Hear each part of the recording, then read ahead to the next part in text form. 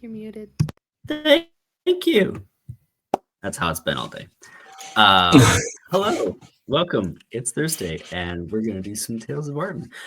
Before we do any of that, though, let's get to know and see some of our amazing players we're going to have tonight. Starting right up here.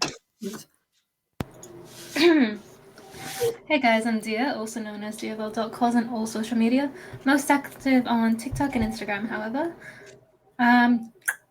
Yeah, that's me. I play Xenia, who is our lovely Beastmaster Ranger and legendary Pokemon Master. Whenever he encounters either a huge monstrosity or otherwise, he will be throwing a Pokeball at it and adding it to his collection, and we love him for it.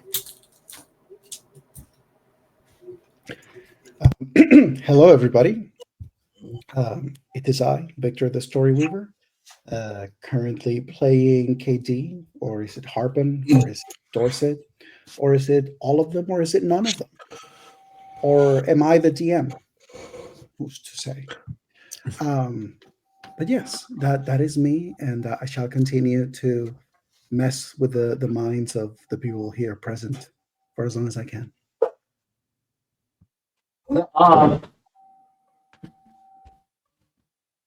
Hi, I'm Simite.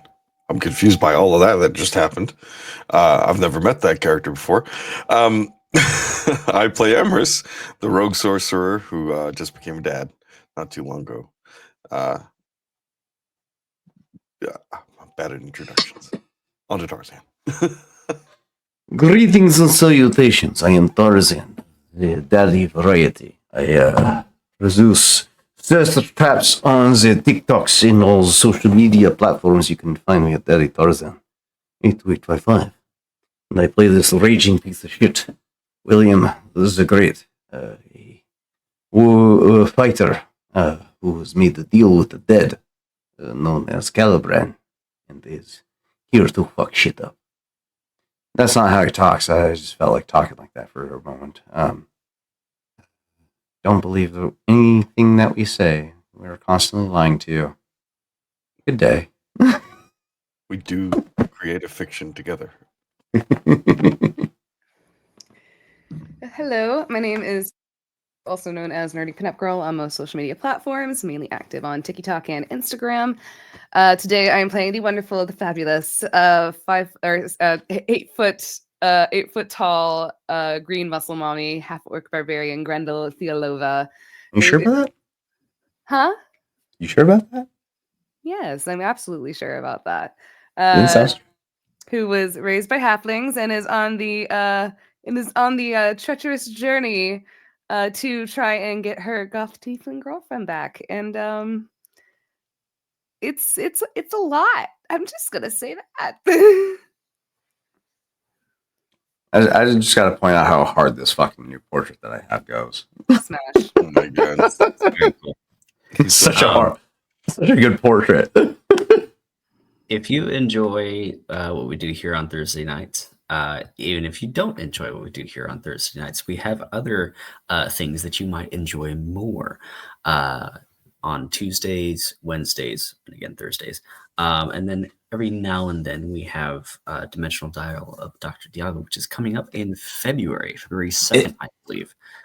This Thursday, Sunday. So that This is this Sunday. My goodness, February 2. January is almost gone. Wow. Mm-hmm. So Tuesdays we have Edge of the Empire with our lovely DM Daddy Tarzan right there. Wednesdays we Playing have the Raging This War with Simite. We just had a game yesterday, and from what I hear, there's some good stuff in there. A very very fun NPC, if nothing else. And we also have something else. Dia, do you want to go ahead and talk about that, please? Yes. A new campaign starting this Saturday at 4 p.m. Central Standard Time. A war rages in the distant past of the homebrew world of Ramithra, God versus God, Infernal versus Celestial, with no end in sight. In the midst of the bloodshed and destruction, a small unit of Celestial soldiers aims to end this war by their own means. But what will it take to truly bring down an army, and at what cost? This party will be at level 17, and I am playing Vengeance, a spirit of vengeance who is currently possessing our lovely rogue character. So stay in tune for what happens next. I will not personally be present in next week's session. Unfortunately, I have a photo shoot conflict. However, I will be present in the sessions following and the session coming up in a few days' time. If you're interested in that, please pop over to the Twitch channel of The Tipsy Tiger. That is The Tipsy Tiger, who is our lovely DM, Jocelyn. Oh, There yeah. you go. Our lovely Dia will be in those games, not this coming week, but the following sessions, correct? Is that what I heard? Okay. We have the one starting this Saturday. That's our first ever session. I will not be in next week's session, but I will be in the ones following, running up until March 22nd is our last session. It is an 8-episode campaign, I believe. Right. Cool. Awesome. So yeah, if you want to see Dia in some other places doing some other awesome games, then hop over there this coming Saturday. With that, I believe we are ready to figure out what is going on and what the party is going to do as they face I'm not ready. I'm the not ready. front of the Magisterium as we left off last time. So let's see.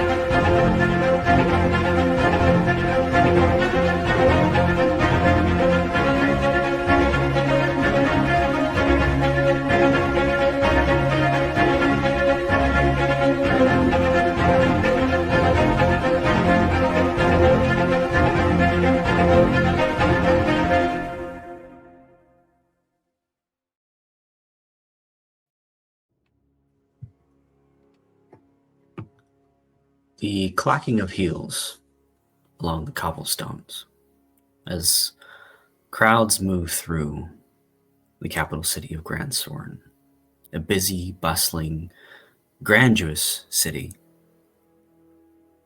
Large-scale buildings, beautiful architecture,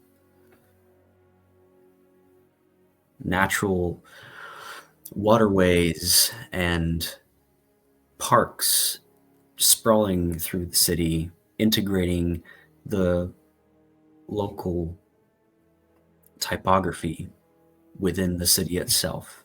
These concentric rings act as a defense of this city.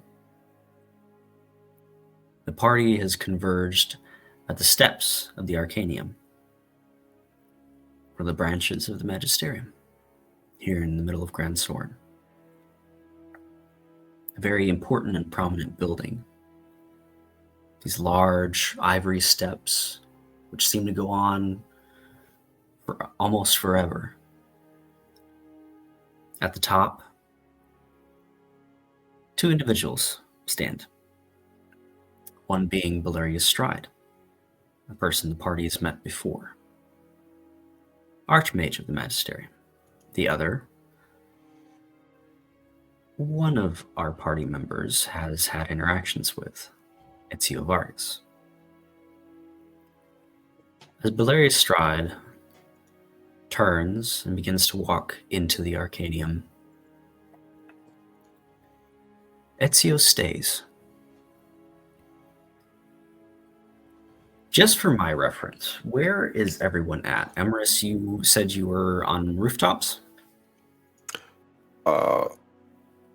No, I came down. I was in the alleyways essentially. Okay. Just trying to sneak my way there. But then when I saw Ezio, I'd walked toward the steps. Okay. In front of these steps, there is a small courtyard of sorts between the final steps and the beginning of businesses and residential buildings and homes further across the street from this one.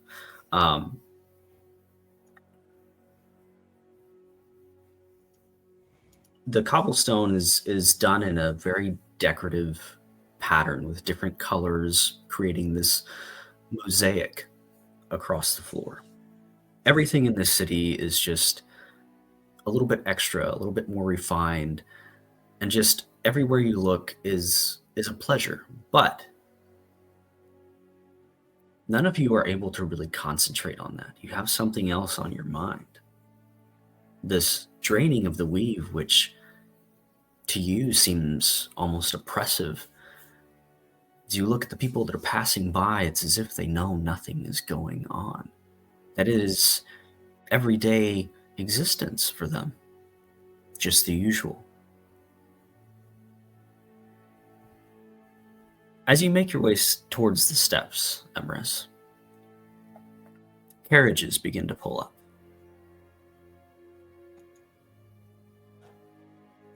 And people begin to step out.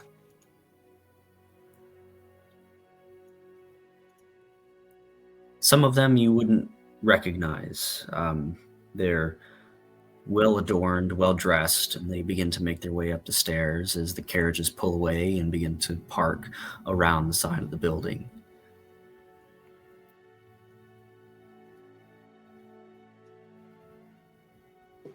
One would seem familiar to you, perhaps, depending on how much time you've spent with the Myriad.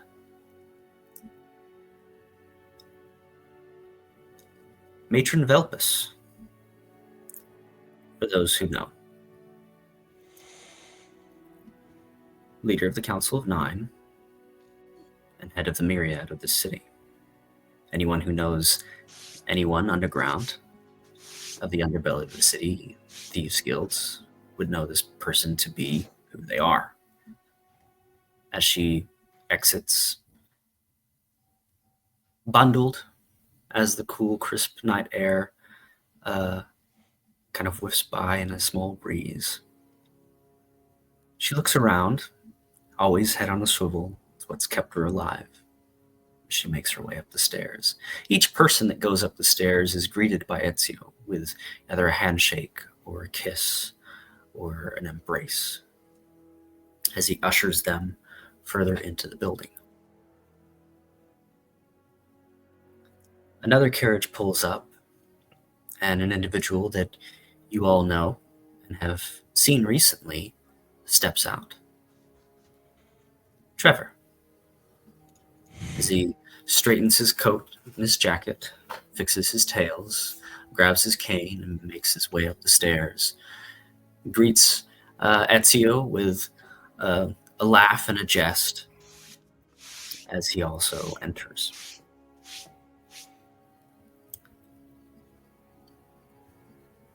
These next two people, or perhaps three,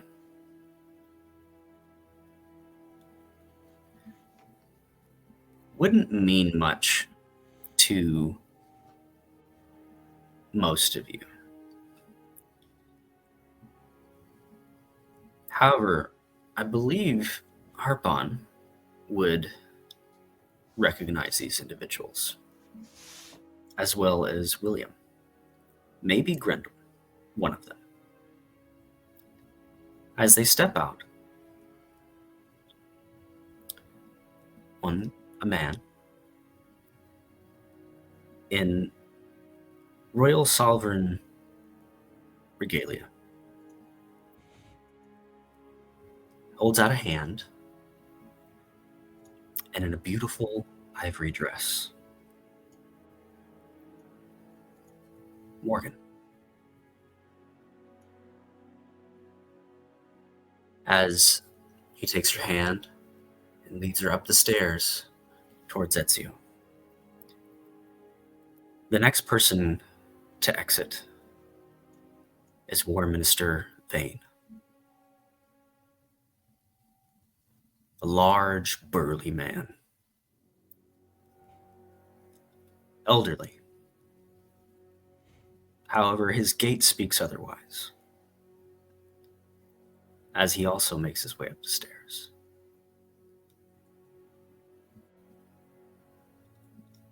And accompanying War Minister Vane, a person that Harpon knows very well. A person that shouldn't be. A person that you saw die. That you were absolutely sure was gone.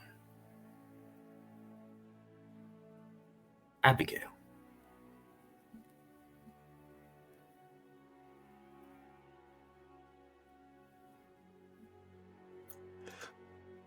There's a lot of feelings right now.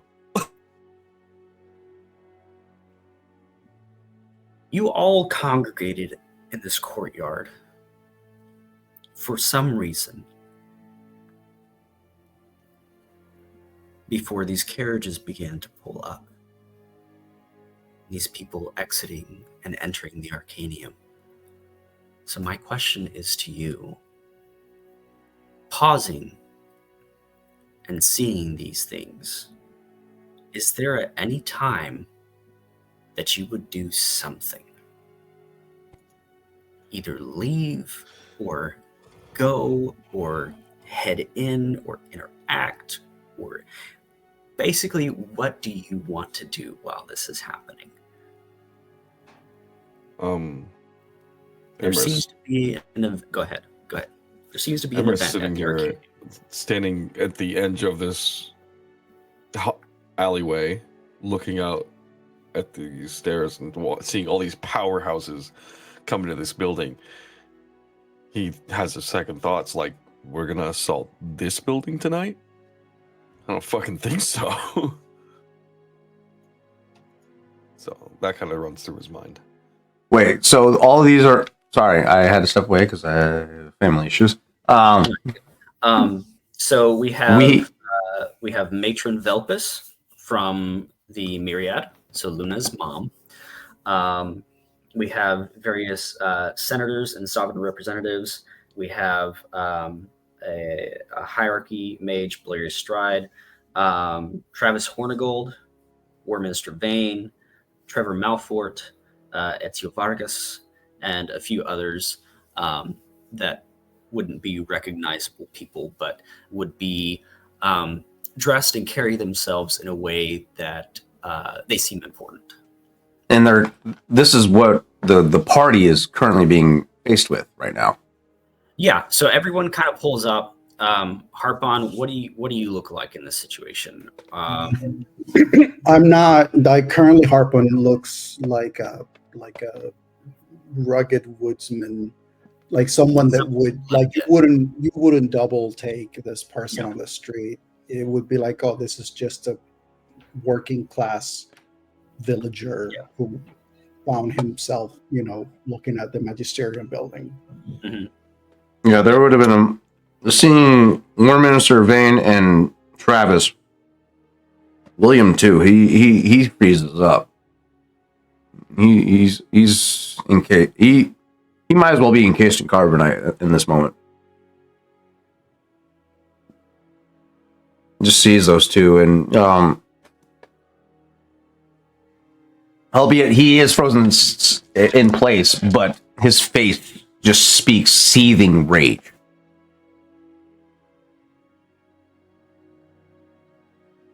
And he's just calculating right now. I'm also going to say, I don't know. I think my true sight is still on. So the moment that I see Abigail, obviously the first thing would be, is this really Abigail? Like, am I able to see and be like, is this actually Abigail? And if it is there anything different from the last time? Because the last time that I confronted Abigail, I also had true sight on that Opal had given me, so that I was able to see through the fake mirror image that she had put.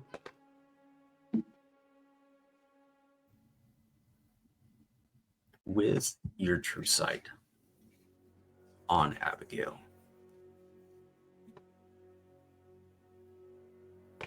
this is truly Abigail. However, I believe true sight allows you to see into the ethereal plane.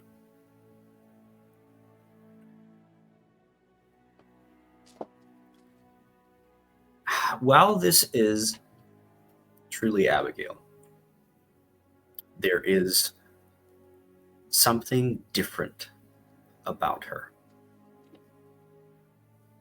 You look at the people passing by.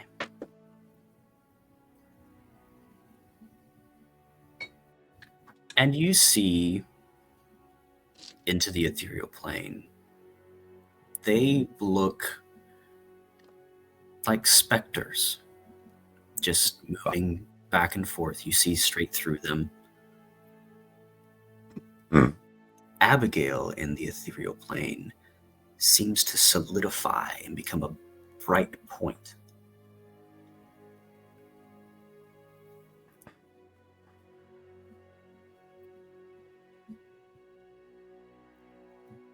there's something different about her. But as far as who that is, there's no denying. I'm going to say right now, even though KD senses that Ezio, was it Ezio who was looking at them knowingly, or was It was Belarius that had turned Belarius? away at this point. Yeah, knowing that Belarius saw them the way that they did, I think one of the things that currently is happening is in his form, in his current presence, as these people start to show up, being the professional infiltrator spy that they act the way that any like sort of like middle class, working class person would do if they found themselves looking at a big building and then a bunch of carriages with fancy people would show up. Like he's just pretending to be this person who's like sort of like moving out of their way, just trying to be like, oh, like this is fascinating. It's that thing of, oh, apologies.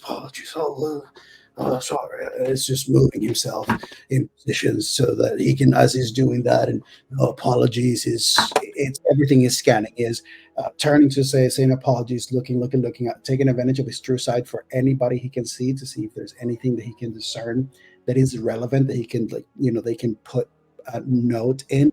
And that also includes things like, do the carriages have any particular insignias? Do they have any particular writings that may say, oh, this is a carriage from this house, or this is a carriage from this particular land? Are the particular type of clothing, are there insignias? This is keen mind basically in action, just taking as much as possible in, including that which they could see in the ethereal plane, not just on Abigail but also the rest. Like, are there similarities from other people? Like, are they carrying stuff? Like, are there others? I'm gonna interrupt here because one, William is on the brink of fucking screaming right now. You are seeing him seething over and is about to call out to both Travis and War Minister Vane. You guys have seconds to try and stop him. I rolled a natural 2 on his fucking on a check to try and keep him calm. He's losing his shit. I'll roll perception to see if I even see this. You don't even need to roll perception because all of your guys' passive perceptions beat that shit. I'm actually away from the group, so I'm a couple hours away. But yeah, William and Xenia be close by, perhaps. Grendel's been with William this whole time. I think Grendel would be the closest because Xenia was with Harpon and Goldie following them. Yeah, the William's not in a good headspace. Seeing the man that has taken his wife after exile, and the man that is responsible for his exile in the same place at the same fucking time. He's losing his shit in the moment. So, Grendel probably knowing William. Now, Grendel is raging right now, but she hasn't lost her noggin or anything. Would you say that even though she is raging, she would be able to try and calm William down, or especially taking it on the fighter aspects of things? Yeah. Being able to realize that now maybe is not the time or place. Just taking those lessons from William of assessing your surroundings first before you act. I'll give you a roll for that. All right. About to be shown up by his own tactics. So Grendel is going to you're going to feel a firm burning hand on your shoulder. And you're just gonna hear Grendel go, "Do you want to put the love of your life in danger? If you scream now, you're going to do that." He is responsible for everything that I've lost. I need to kill him. I need to kill him now. And you will get the time to do that, but you can't do that now, or else you're going to put Morgan in danger. Do you want that? Would you rather have your revenge, or would you rather have your wife get killed? It's not here.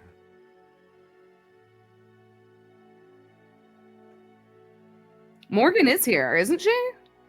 Oh shit, she is here. Fuck. Yeah. I forgot that. Yeah. Yeah. Yeah. Yeah. At White, this white point, she down. would be at the top of the stairs, and Ezio would be giving her a greeting, a kiss on each side. As Okay, so that- Swarnagle yeah. and her would. Okay. Yeah. With that information in mind, he kind of he had tunnel vision solely focused on Travis in Vane. With Grendel bringing into perspective Morgan on the scene. He's still seething. He's still like his eyes are glowing green. Smoke radiating from his collar. Probably Caliban standing over her shoulder at this fucking point, ready to go, chomping at the bit as well. Give me a wisdom save. Oh fuck! Oh no, that's a 2. That. A 2 plus 1 for 3. Oh no. fuck! Oh no. Morgan would not look like Morgan. As you're looking at the top of the stairs, her visage changes to the individual that I had sent you before. Oh shit! And that's kind of where your body takes over, like moving forward before Grendel puts a hand on you and going, "Hey, are you like? Do you want them to do this or not?" So okay, we're both. And as you calm down, that visage turns back to Morgan, and you compose yourself once again. Okay, all right. So okay, it's a little bit of a retroactive kind of thing. Yeah, I just you mentioned Caliban. I was like, oh yeah, Yeah. Caliban would be having feelings too.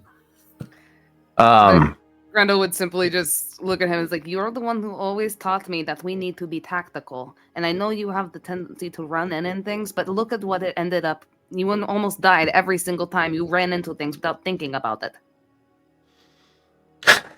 And now this time, more than just yourself can get hurt."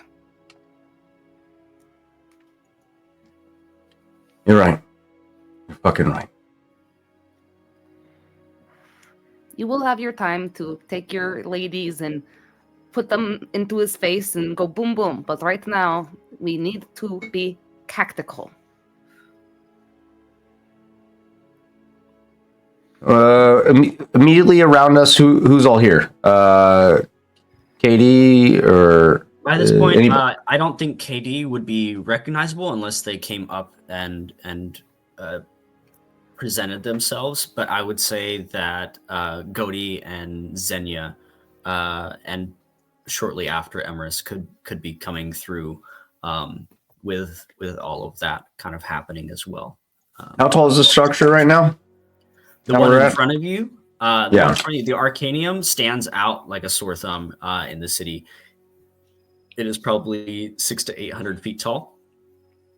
And what's the circumference we're looking at for the structure? How wide of a perimeter does it maintain? You're looking at basically Buckingham Palace with a spire. Okay. Yeah. Turning to Xenia, knowing that Xenia is more than capable of handling reconnaissance, especially of an area of this scale. Xenia, get a read on this fortress. Figure out its weak points, patrol routes for security. We need to find a weak point, and we need to infiltrate. Learn the security patterns. Look for patterns. Change of guard. They typically exchange guard rotations around every 5 to 7 hours, usually. Identify that for us and keep an eye out for where those exchanges take place. Can you do that? Do we have ways of contacting each other? What with the magical proof? Not right now, but I endeavor to fix that. Will you be alright? In Grand Soren, there's plenty of shops here that can facilitate communications. What would you like me to do, Captain? Can you get inside? It's the bloody magisterium, mate. Anything I do to get inside is it's going to be found out immediately. That's what I assumed, but I figured there might be a chance that you would get in undetected. I mean, Would they not be affected by the magic too? Surely they cannot be immune. I can try my mundane thief skills. Actual disguise kit, sneak in, get a bit of a ball fit. Do we have any means of protection against divination? Just that necklace and the. Oh, sorry. What was your name again? He looks at Harpon. Harpon's not here. Y'all don't recognize Harpon. Oh, cool. If you thought that you saw Harpon at some point, is that thing of like you look at the stuff that's happening and you kind of turn and then it's like, what the? What? It's that's basically. Yeah, he does that. If we have, I have something. If you're going to go ahead by yourself, it would be useful to get the attention of at least one of us. And Xenia will pass you his horn of silent alarm that Doro had given him before he left. Okay. and sick. Great. Thank you. If we have the I'm- amulet of that protects against divination, We do not. Shu has it. Shoe? Fuck, that's right. All right, shopping trip. Let's go find a fucking amulet of protection against for divination, and some sending stones. 2 ways, and then yeah. Here's the standing orders. Xenia provide aerial reconnaissance. Amaris provides ground reconnaissance, observing troop formations or guard rotations, interactions. Maybe get some insight on these fucking guards. Try and better secure guard replacements if that's a possibility. Just learn as much as you can about these guards to bypass the exterior walls and try and get into the interior. Wait, I think I hear something. And he hears the voice of KD in his head. Uh-oh.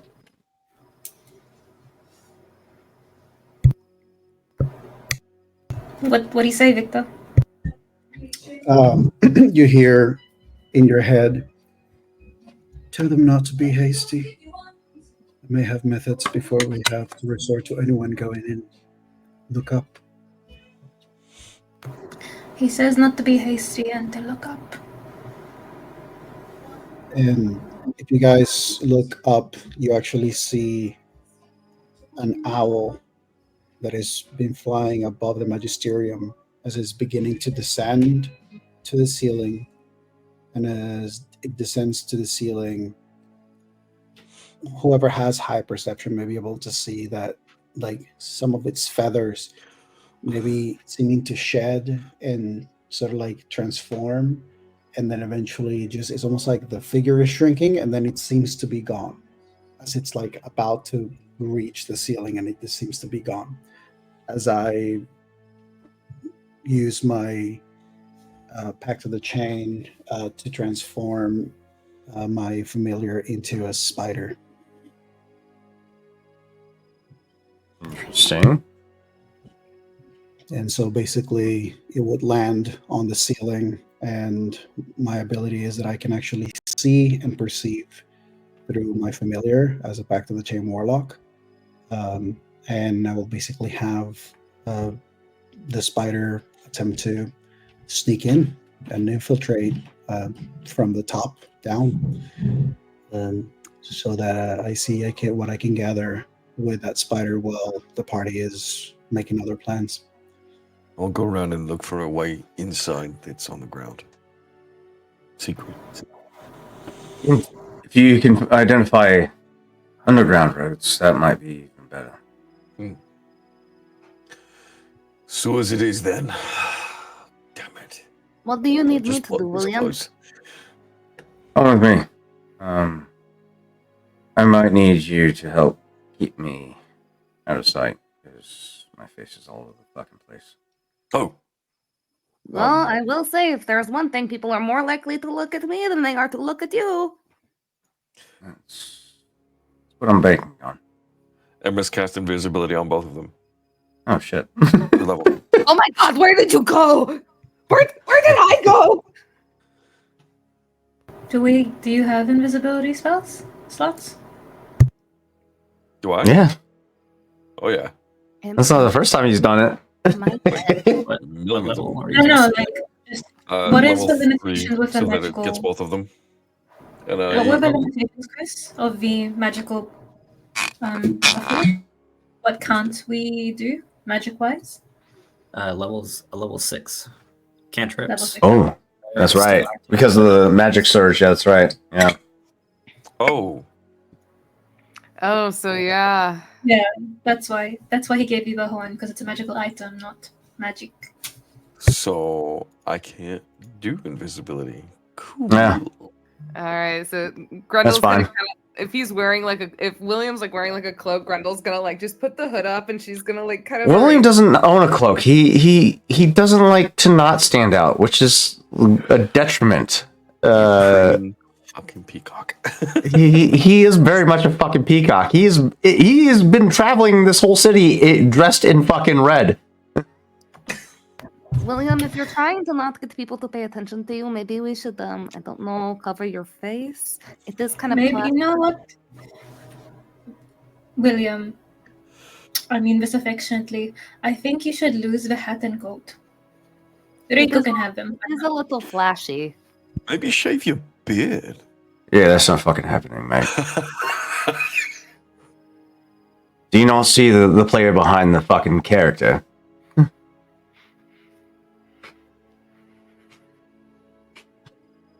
a little Deadpool fourth wall breaking here.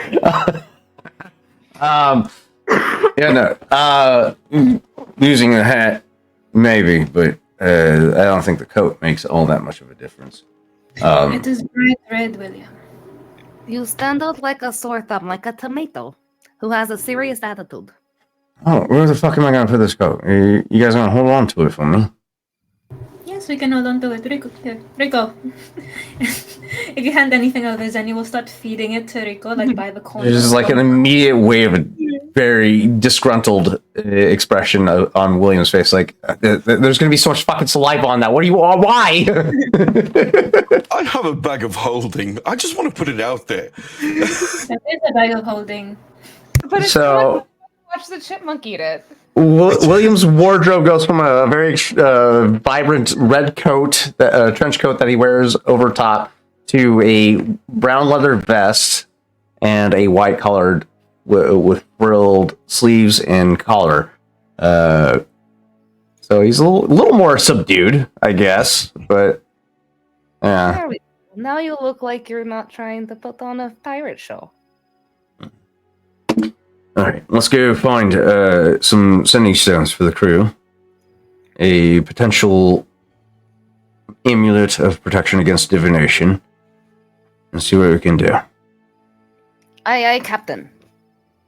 And she will go with William. We got 4,000 credits gold left. Hopefully that'll be enough. Then you will do as instructed, and he's going to start doing a perimeter around the building. And as he walks off, you can hear him saying to Americo, "You know, that Harpon has the right idea. You are very conspicuous. All of you. I should try finding someone more smaller. Though you are and out a lot." Wait, so that's actually something interesting. Are there magical wards down due to the lack of magic right now? Potentially. I'm just gonna go find a way to test that. Okay. Look at that little. I mean, technically speaking, if there was a ward all over the space, It could the potentially be down right now. familiar, Yeah. the familiar would have potentially been eliminated, but Hmm. were they? Mm. There's a Uh, chance. Are you looking through your familiar at this point?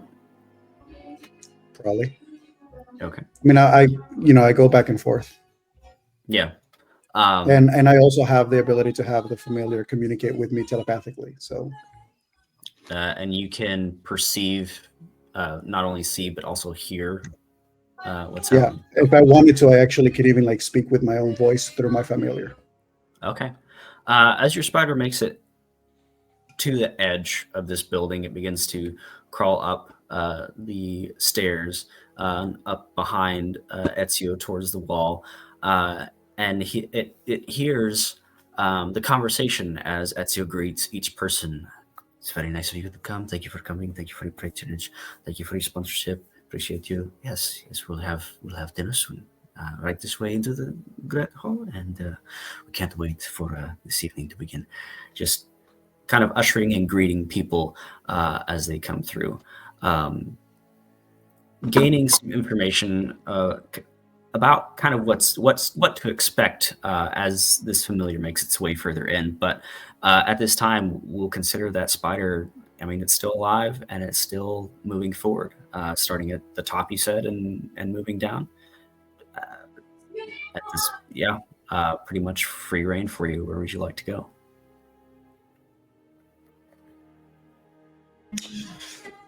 I'm going to say, if I landed close to where Enzo is and everything on the stairs, um, considering the fact that I saw what I saw below ground, Mm-hmm. I think I might send the spider there first.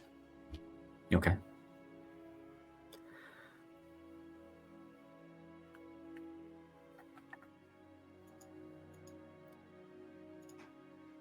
Give me a survival check for your familiar.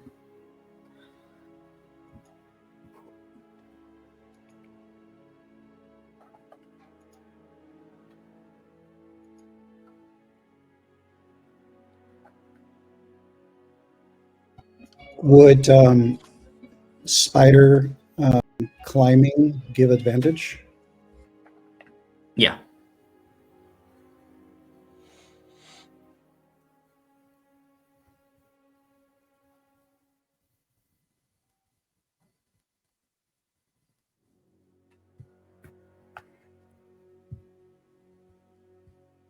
Did you know, for the viewers, that a spider can produce up to 2,000 feet of silk in a single thread? That's what he's doing. You're like, what's he looking at? 14. They'll make it down. It might take them a little while, just trying to get through some of the cracks might take them a little bit longer, get turned around. But overall, they'll make it down. So while your spider's working on that, Xenia, you said you were patrolling? Aerial reconnaissance, yeah. Air reconnaissance. Not Okay. aerial. I am on the ground. Okay. My keeping is too large to not be noticeable, methinks. So I am on foot. On foot? Okay. What are we... I keep forgetting that Xenia's not a fucking druid. I always want to be Xenia's a druid. No, we have one of those. I want to head into the sewers, Okay.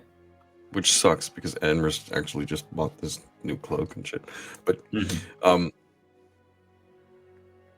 he's gonna go and find a way to get to the basement level of the Magisterial, because he knows for a fact that if there is access into that building, it will be warded and not guarded.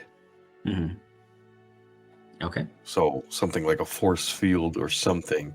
So he's just gonna cautiously walk in that direction, hands out, waiting and looking and perceiving where any traps could be or any magical wards could be.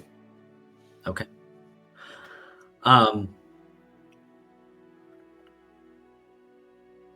You make your way down into these underground waterways.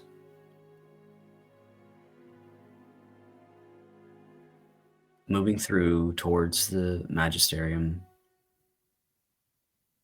and you come to what you think is the edge of it, where it all kind of meets to take everything out towards the main. Go ahead and roll me. What would that be for traps? Investigation? Am I trying to notice them, or am I trying to undo one? Noticing them is perception. Notice. So go ahead and use perception. While he's doing that, Xenia, what are you looking for specifically?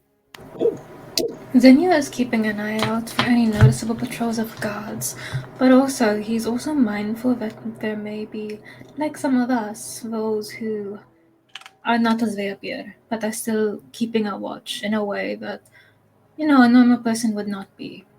So they're positioning themselves around the building, and as he's walking around, he's taking notice of anyone of note or anyone who catches his attention for whatever reason. Okay.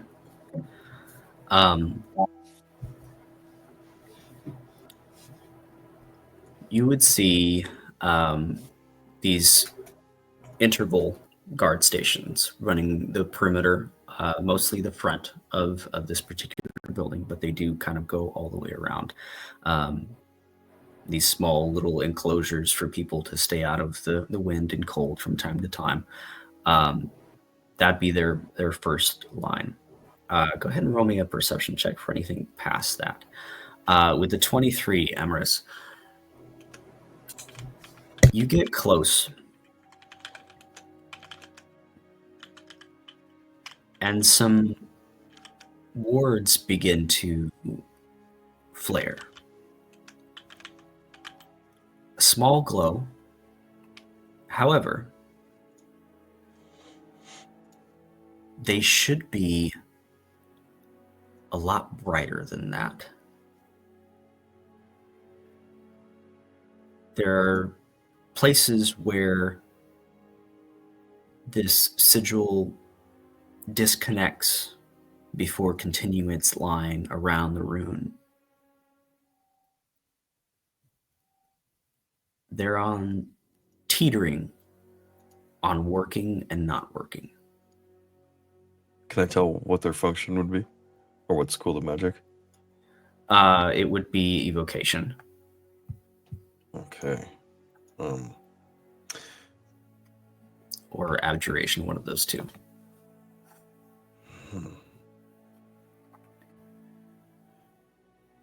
Now, whether they're to ward off pests or infiltration, that's up to you. He takes out the weave eater, and with its tip, he's just gonna scratch a line through the center of it, all the way to the outside. Okay. Remind me once again what the weave eater does. It +2 to attack damage and rolls. It does psychic damage, and the last time he used it, there were like these magical threads that were trying to attach, and he just swiped it over and like cut them. So he had the thought like, I wonder, maybe this could work. You take this fragile spell that is dwindling, and you cut through it.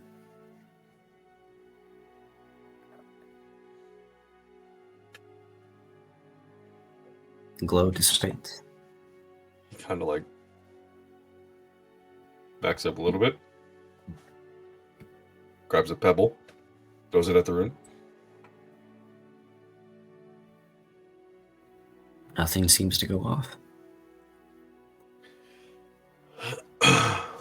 Xenia, with your 25, you see on top of the roof patrols carrying these long wooden and metal implements that you've seen before.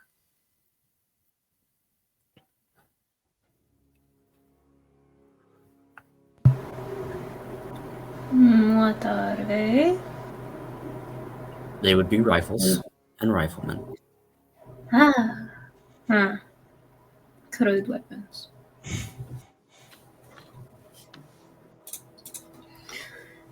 Not Does it seem- civilized time. Does it seem like there's what is the word?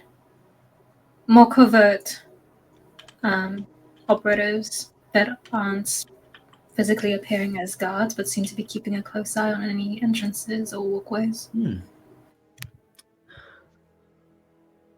For that, go ahead and give me another perception check. That's not good. That's a 10 for a 23. 10 for a 23. I love it. That's disgusting. Yeah.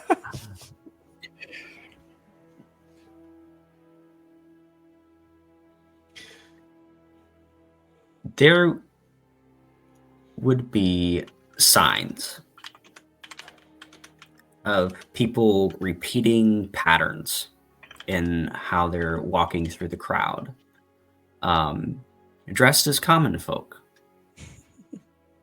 But they've been by this place 3 times now, which I guess in a city could be normal, but they've taken the same route, stepped on the same cobblestones, stepped in the same way, and don't seem to be heading anywhere in particular. They do, however, appear to be very vigilant, not really engrossed in the conversation that they're having. They seem to be maintaining a presence. Mm-hmm. They're NPCs. Continuing on his walk, does it seem like there's any servants' entrance of any sort, like one of those discreet entryways that the important folk wouldn't pay much attention to? There would be kind of where they would take in deliveries. It's an outer building on the edge of the fence line.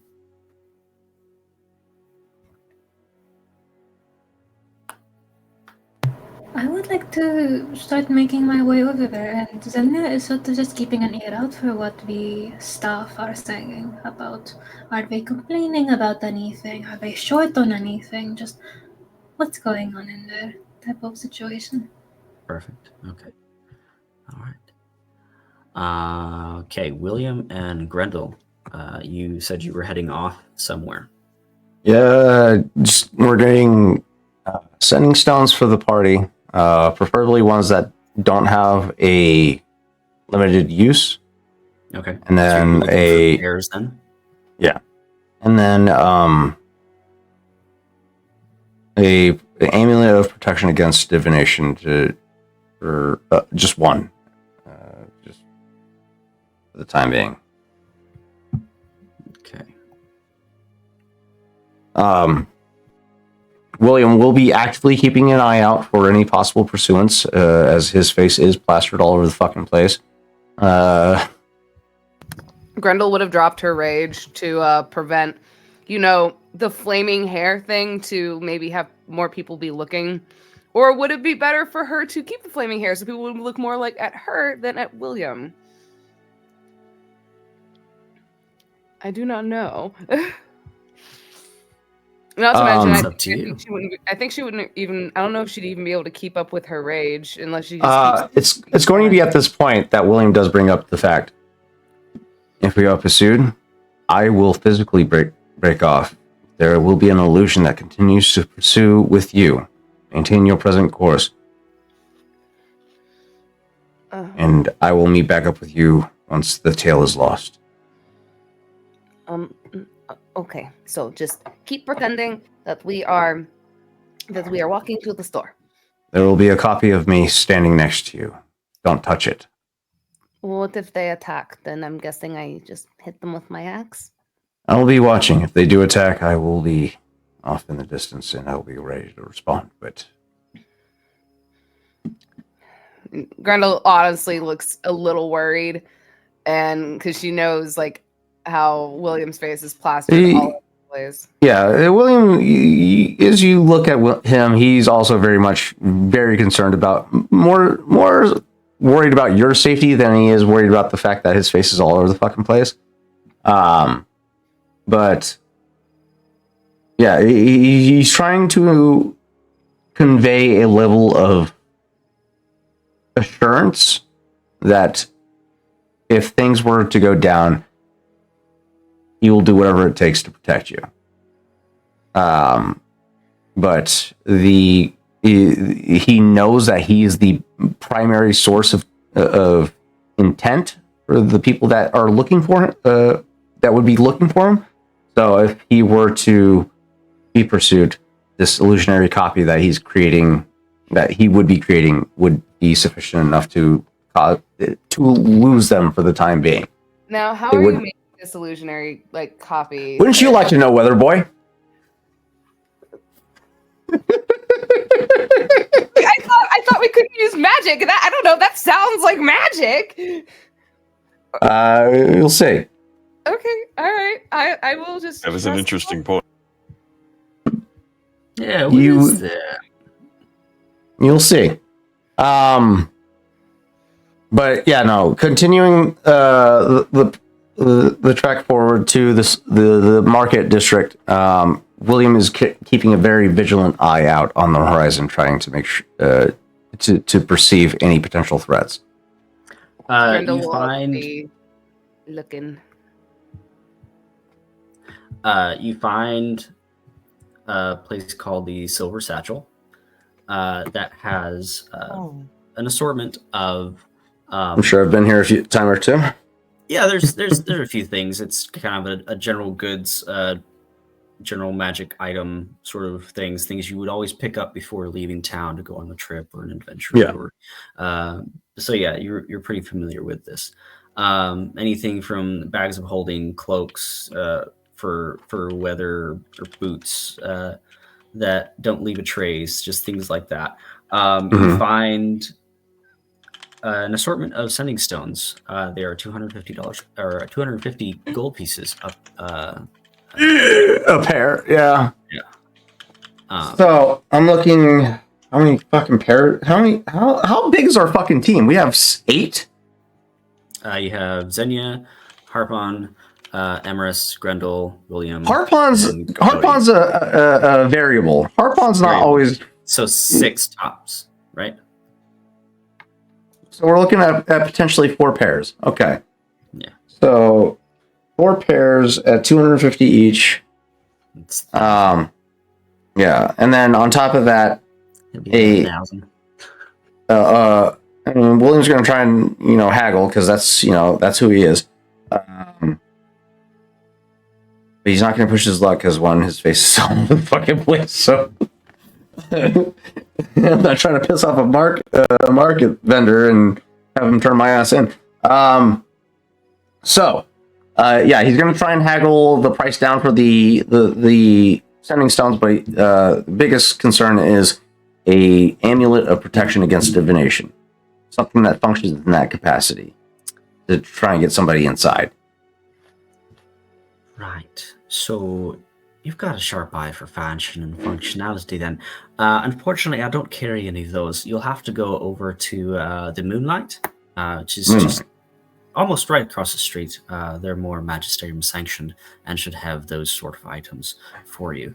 However, if you're wanting these, you said you wanted 4? I'm looking for a 4 pair, mate. Yes. 4 pairs. All right. Yeah, that'll come to. Since you're buying 4, I'll give you a break. It'll be $950. Okay. Okay. All right. I'll just have to have you sign right here. And she turns a ledger around. She has written 4 pair of sending stones to the order of paid in full in William will set an additional 100 gold on the table or the counter. No names, please, mate. I'm sorry, it's policy. Damn it. Sign it, Captain Nunya.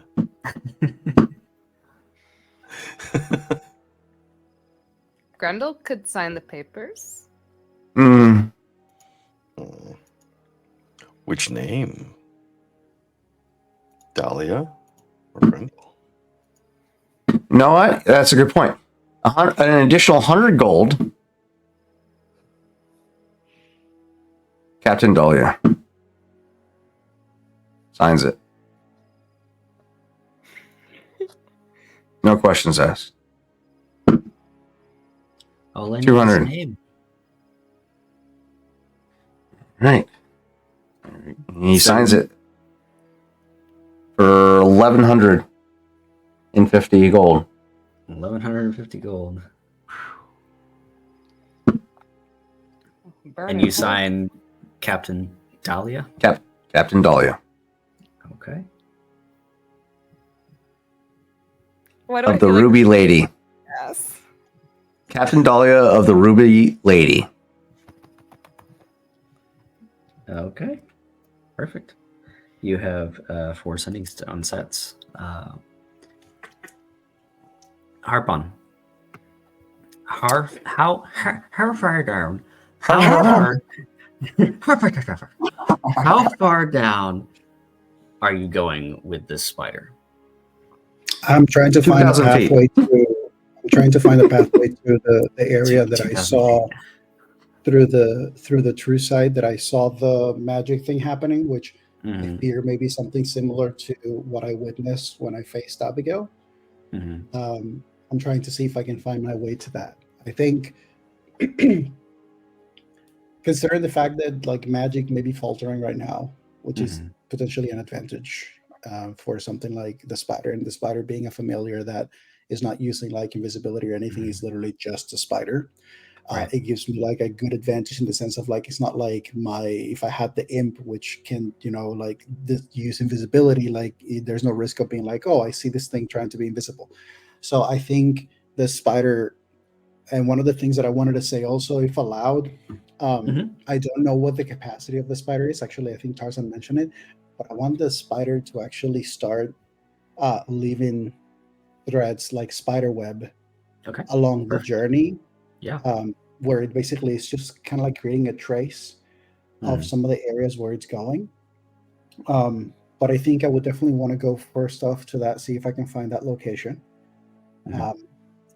After getting to that location, based on whatever I see there and witness, then I may have the spider basically go up and try to like find a way to potentially the location where the meeting is going to take place, or somewhere where it can listen into the meeting.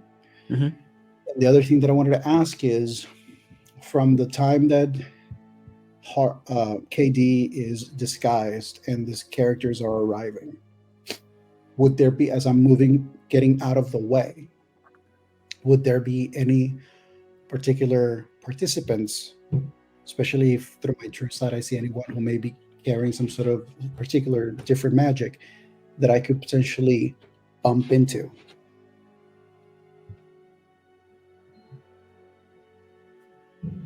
Yeah. Okay. So your spider begins to descend. It makes its way through a crack in the floor, down through the sewers, where it would see Emrys skulking through the tunnels down there. Would continue to keep going, leaving threads as it goes, making sure to put them in places that if you were to find yourself down there, you would be able to see and recognize. You make your way further down past the sewers, and about 1,500 feet down, it breaks. Up till now, it's been going through cracks and crags, and cracked stone, loose earth, pushing its way down. and it breaks into these tunnels that are lined with crystals. Different prismatic colors, all having a glow about them. Spider continues further down, past these crystal catacombs, into a lower tunnel.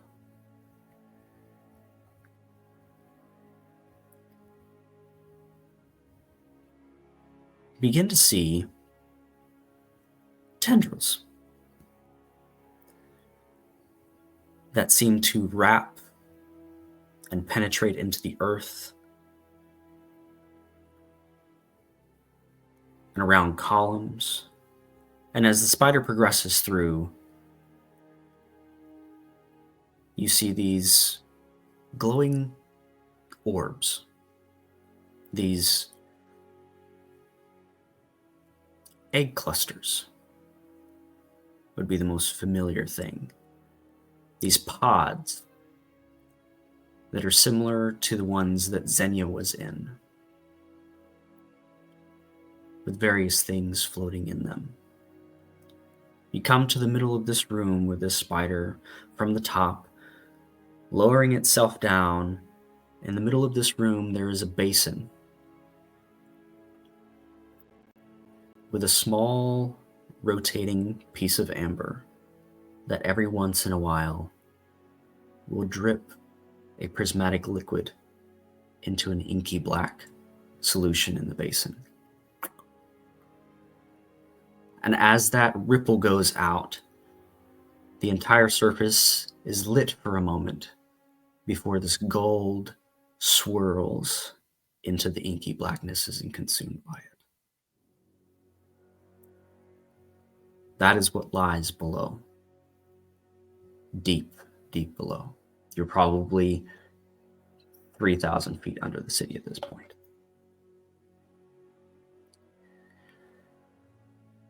As you see this, if the spider begins to make its way back up, we can move to whoever is next on our list. Do you have anything else? Would there be this thing that I am seeing, this thing in the middle that is leaking into the basin? Based on what I'm looking, is it safe to assume, could I deduce that this thing is leaking into the basin is actually fueling the tubes of the pods, and it's going into the pods, then fueling and potentially affecting the creatures that are inside? Yes. Can I spot anything in the rigging of this room that would give me an idea of, that would give me the idea of a location or a spot that I could use to sabotage or alter or stop this?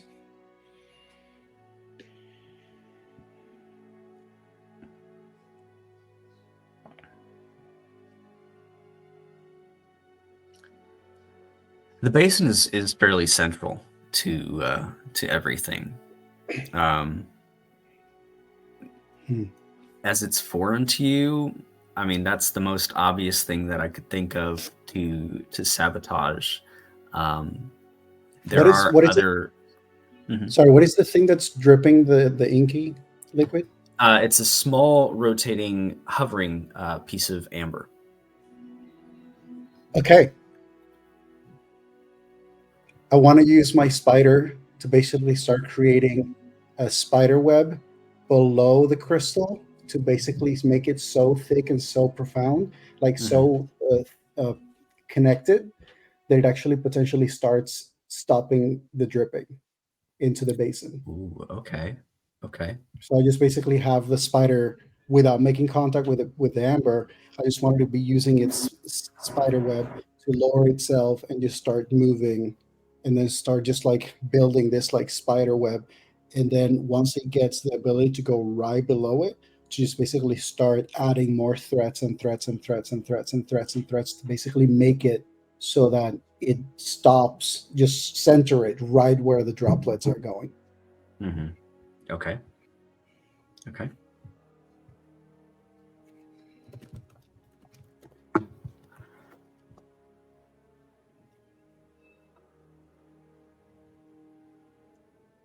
All right.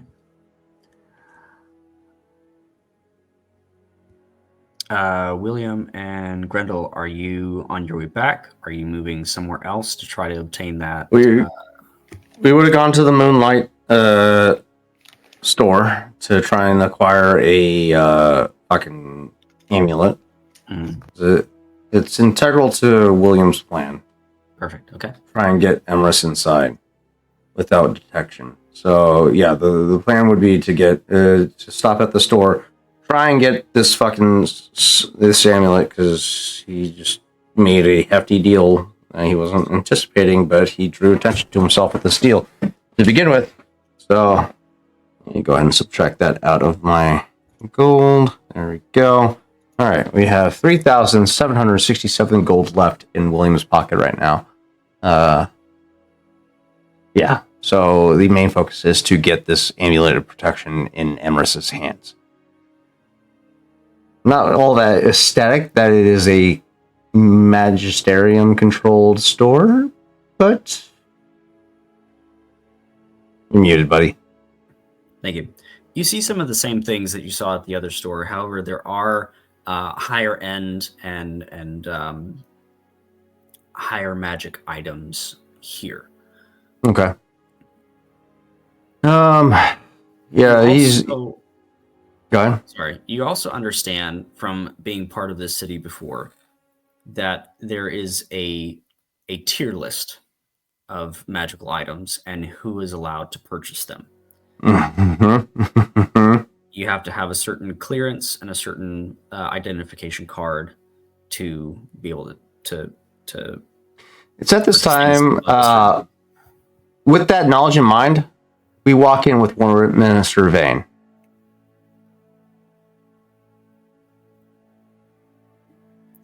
Okay. As I produce as a illusionary copy or minor illusion, War Minister Vane, who stands silently at my side.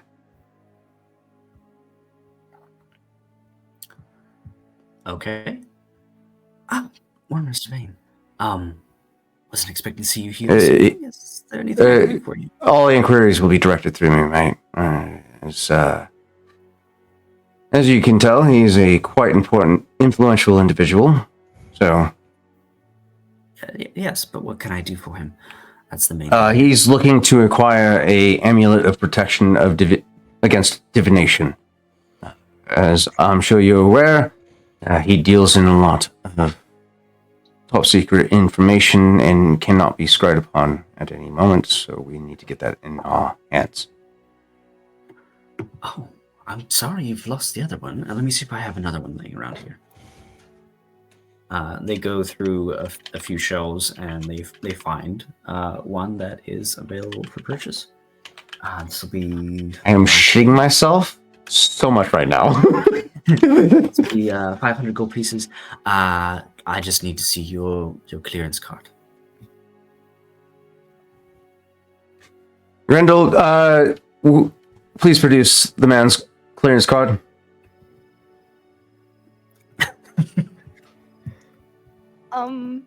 Grendel, produce War Minister Vane's clearance card, please. Okay, give me just a moment. She's Turning just to... gonna she's just gonna kind of look at William like, "Are you fucking kidding me?" Get your crayons out, girl. Turning back to the storefront. I'm sorry. Good help is hard to come by. She means well. She has her benefits, but she tends to be a little bit absent-minded. So if you could take, you'd be so kind to afford us a moment. And just turns back to Grendel. Apologies in his eyes, but his words. Grendel, if you don't produce the man's paperwork this instant, you will face retribution immediately. Do you understand? You could just come back later with it. We'll have it right here. We'll save it. We'll put it right here, and it'll be fine. I'm sorry, but we need this stone immediately. We are about to embark on a mission that requires this stone. Grendel, produce the fucking paperwork! Grendel is Excuse me, sir, crying. there's no reason for that sort of language in here. Can everyone please just calm down, and we'll figure this out. Well, Mr. Vane, do you have the paperwork necessary? Somewhere. It doesn't have to be here. He doesn't carry his own paperwork. He's a man of importance. You understand that, right? Grendel is sniffling while going through her bag, and then she like kind of sits there. You watch as she fidgets for a moment, and then she pulls out just a piece of paper with a smiley face on it. William's gonna feel so fucking bad after this. I do not know where it is, sir. I'm sorry. That's all right. No need to cry. It's fine. You can just produce it at a later time. Are you certain? Are you? What is? You said this was a minor illusion. Yes. You can try to discern it in a close proximity against my spell save DC, I believe. Physical interaction with the image reveals it to be an illusion. If it uses an action to examine or the sound or image, the creature can determine it is an illusion with a successful intelligence investigation check against your spell save DC. Okay. The save or the DC is 14. Okay, I would this is argue what's- that Grendel presents a very compelling distraction. That's what I'm hoping for. That Grendel and William can sell this to fucking enough. Okay. The fact that Mr. Vane isn't talking has triggered a little bit of a something's not right here. But they rolled a 12. So the image is still convincing, and they are not aware that it is an illusion. However, we still have the issue of a smiley face for paperwork. Yeah, and William again, William back turned to this one, the salesperson, eyes full of like sorrow, but like words are cutting. Grendel, Like, she has missed that social cue. Like, if you don't produce the Mr. Vane's paperwork this instant, you will be charged with insubordination and be flogged accordingly. Do you understand, Private? Grendel is. So Grendel is. Oh God. I don't know. I'm sorry. Turning back to the store owner, I'm sorry. We are under a time crucial arrangement. Is there any way we could come back with the appropriate documentation for Mr. Vane's convenience? We need this amulet now. Make a persuasion check for me. I'm so fucking terrified right now.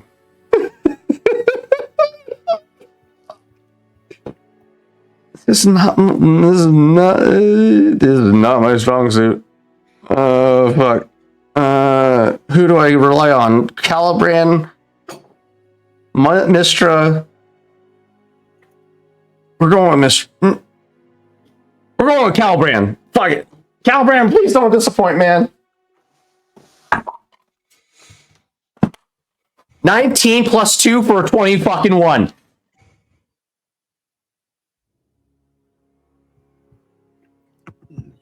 You're a very, very busy man.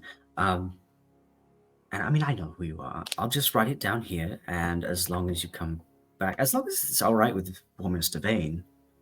He just gives a subtle nod. A little disgruntled expression, but Very well. 500 gold pieces, and I'll just need you to sign your name, Mr. Vane.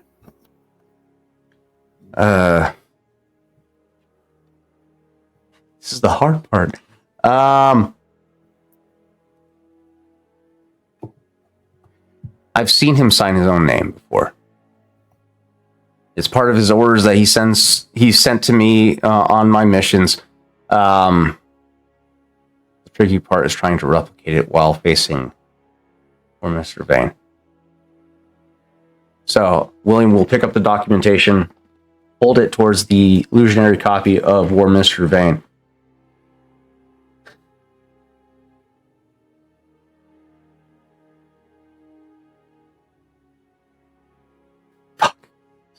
This is the same fucking situation. I'm going to try and replicate his signature as best I can while facing the illusionary copy while doing it upside down.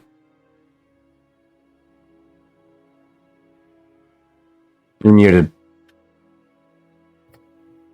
Go ahead and give me a, what would that be, sleight of hand? At disadvantage, please. Fuck. Forgery's my department, mate. You're not here with Warminster. So- I should have thought about that. Fuck. So question, I'm in the if fucking sewers where you put me.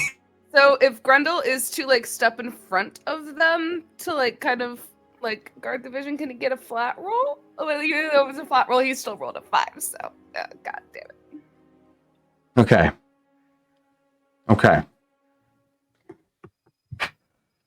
Calibran, I'm relying on you, buddy. Please give me a nat 20. I will fucking sacrifice 5 lives for you if you give me a nat 20 right now. 5 souls that don't directly relate to my party. Maybe let's not attribute to Maybe start dice what is actually an NPC's decision.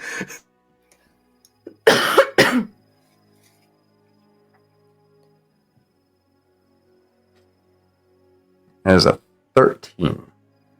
13. I make the illusionary copy look like he's rushing the signature.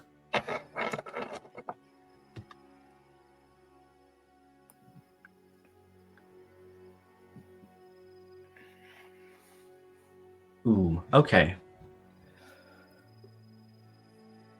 Give me a wisdom saving throw, please. Oh my god, what the fuck is happening? What the fuck is happening? It's an 18. Natural 18 for a +1, 19. Okay. As you're beginning to scribble this down,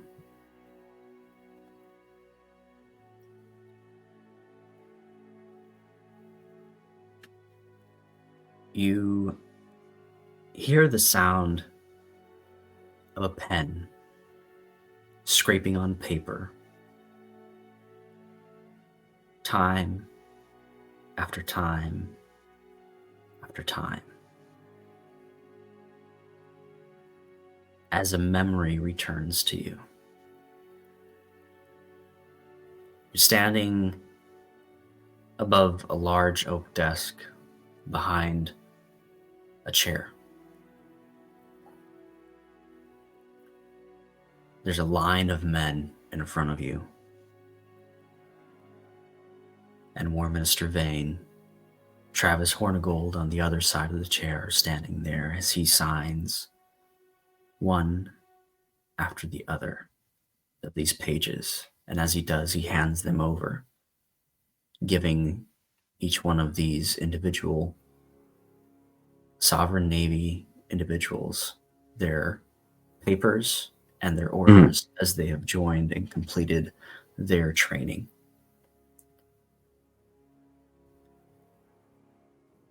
It's convincing enough.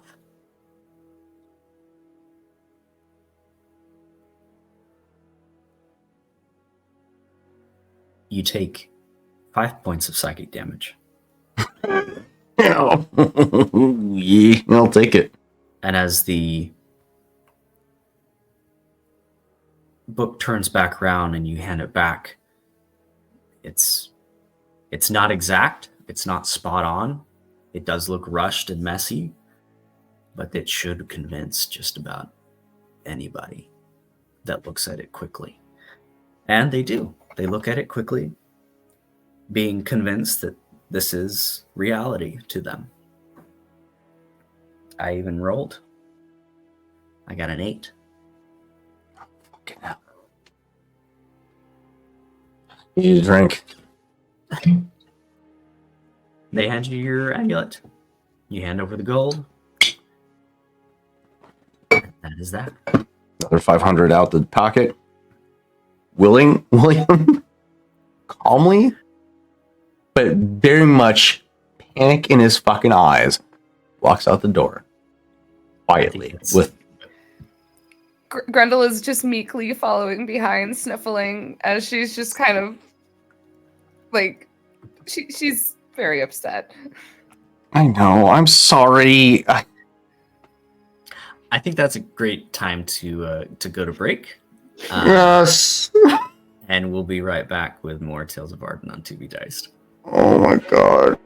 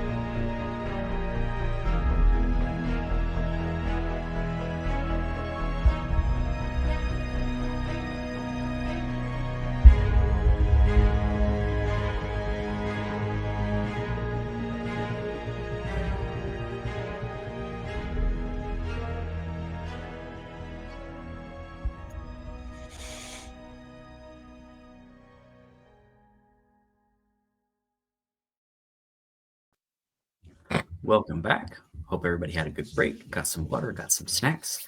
Now, let us continue this high stress situation, apparently, of going shopping. Dude, this whole Dude, I said it in the chat. This whole scene has been like a car screech. we were gonna fight. We were gonna fight. As soon as we're out of like direct line of sight of the Moonlight General Store or whatever it's called, William begins to the visage of War Minister Vane dissipates immediately.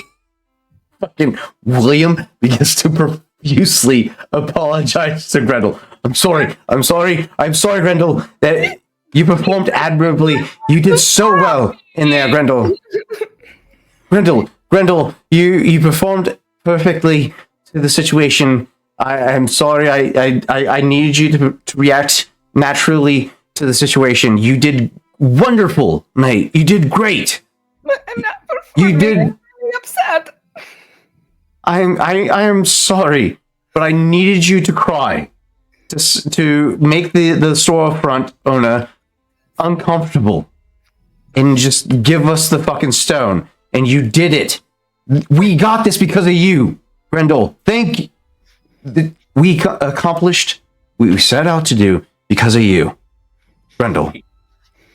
You having this conversation out in the street, leaving the store as you move? Kind of like down like alleyways, not like out in the open explicitly. On the way to like where he knows he gets flowers for Morgan, where he used to get flowers for Morgan. He's taking Grendel there. Okay. On the way to back to the Magisterium Tower. But yeah, he's leading her through the back alleys. Because one, he's not having this conversation out in the open, and he's not dissipating War Minister Vane out in the open in front of everybody either. That's a mistake waiting to happen. So yeah, as soon as we dip into an alleyway and there's a break of line of sight on the three of us, War Minister Vane disappears. That's when William starts groveling to fucking Grendel. She's still like kind of sitting. She goes, so you're not going to flog me? No, Grendel, it was a show, and you have a talent for acting, Grendel. You did really well. I wasn't acting. I was upset. You could use that for acting, Grendel. That was really good. You did so well. I did do a really good job playing the giant in my hometown. Whenever the halflings would put on plays. You did so well that you got us the amulet of protection against divination. That's how convincing you were. We got this because of you, Grendel. That image of the guy that had us walking around with didn't do shit. What sold us was you, Grendel. Okay, well, maybe next time you'll just let me know that you're going to yell at me because I kind of needed the raw reaction, Grendel. I really wanted to push you. I know. I'm sorry, but I needed the raw reaction. We're on the way to one of my favorite flower shops that I used to visit regularly to buy my jewel flowers every Friday. Whatever Friday is in this world. I would buy her flowers on Friday, take her out on the weekend to a nice fancy dinner, and for the weekend, and then whatnot. But so I was taking a stop there. Hopefully, it's under the same ownership. They have wonderful flowers. I'm pretty sure they might have black dahlias as well. But we'll stop there. I'm going to buy you some flowers, and then we'll make our way back to the rest of the group. All right? Okay, all right. I guess. I'm sorry for making you cry. Okay, I forgive you. And she just kind of wipes away the last of her tears, and then You want to hold? flower shop. You want to hold the amulet since you're the one that got us it? I'm not very good with magic stuff. What does it do? Nothing, unless you wear it. But do you want to hold it until we get to the rest of the group? Since you were the one that got it. She will gently take it. She goes, "Yes, I will. I will hold on to it." And she opens up her little trinket bag and she gently places it in and attaches it to her belt. Good.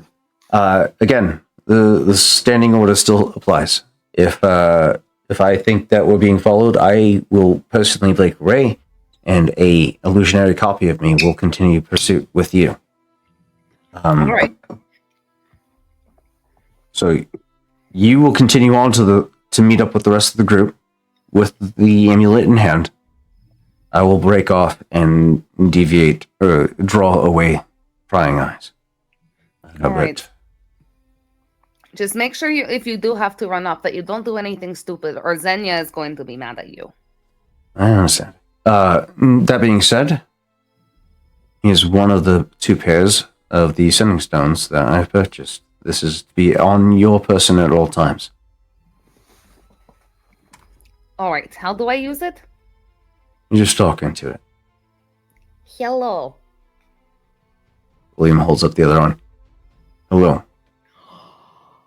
Okay, and she pockets it, and she just kind of nods. And she goes, "Okay, we need to get back to the group because we need to." You know what? That's also another good point. You should take all of the sending stones. Oh. As well. Just in case that you would get separated. Okay, so she will take the sending stones, and she will. She's like, "I will make sure the talking rocks get to the group." Good. All right. Keep your wits about us. We're not out of the woods yet. We're not in the woods. We're in town, but okay. It's a figure of speech, Randall. All right. And with that, William will take point, making a quick stop to buy flowers for Grendel, a bouquet of beautiful black dahlia flowers if they have them available. If not, a bouquet of what Morgan's favorites would be, which is purple tulips. Or violet tulips. I don't remember what the specific name of it. I just know the color.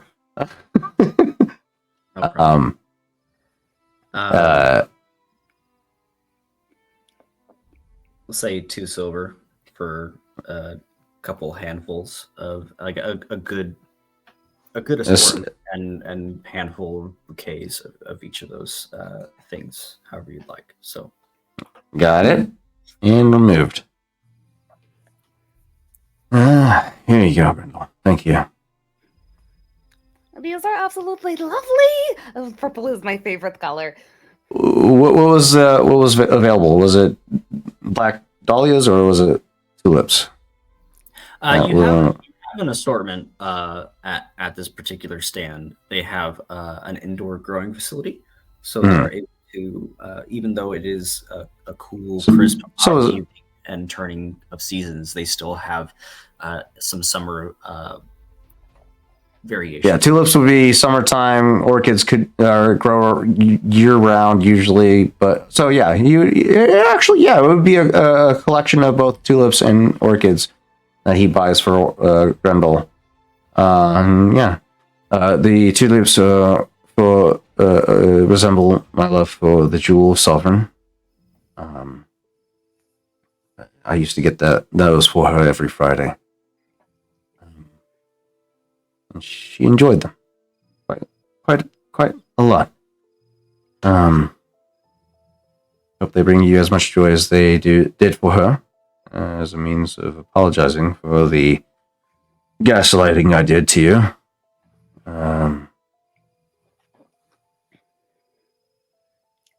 you. You didn't set yourself on fire back there, but gaslighting is more of a terminology referred to making you feel like you did something wrong when you actually didn't. Oh, okay. Well, let's go meet up with the rest of the crew, though. We got what we need. Yes, and Grendel is going to kind of keep the flowers like under her arms a little bit, and she'll slowly be weaving like a very eccentric flower crown as she is walking. That being said, to the other flower crown that she got. William will be keeping an eye out on both the horizon and the skyline for any particular or any possible pursuers. Okay, go ahead and roll me a perception check, please.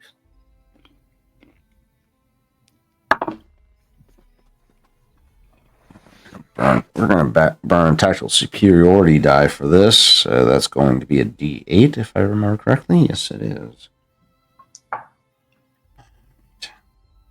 And he rolled a die because there's somebody fucking stealthing. God damn it. 10 plus perception. Sometimes DMs roll deceptive dice just to make you think things are happening. Hey, what's the standing order? How can I burn multiple superiority die for a check if it's not like a turn-based situation? Because there's no standing order against it in the actual text. Reliable talent. Right. What I'm trying to argue right now is I would like to burn more than just one superiority die for this particular check, which would take resources out of my bank for the long term. I'll let you do 2. All right. Nice. I'll take that bargain. It's a damn Gran, it's a good deal. Would you take that deal, little Rick? Yeah, I'll take that deal. That's even better. Okay. 14 plus 5 for 19 perception. 19. Okay. You feel uneasy. Most likely just your own paranoia. Usually, which is fair.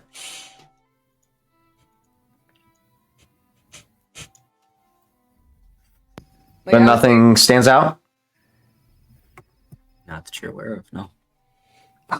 Like, I would say Grendel can roll perception, but like her perception is trash. So I heard this thing from somebody else of not like dogpiling skill checks. Like if the person that's going to be good at something fails at it, we're not going to have like the person that's supposedly bad at it do it, because then it's like, oh, the person that's bad at it succeeded. Yeah. The person that's actually supposed to be good at it didn't, and it just kind of individual roles, and eventually we'll get a good roll. Like that's again, it's just keeping with the ranges of the dice.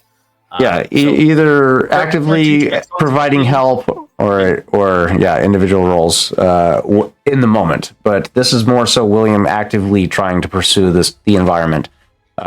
So for 19, his spider senses are tingling a little bit, but he doesn't perceive anything per se.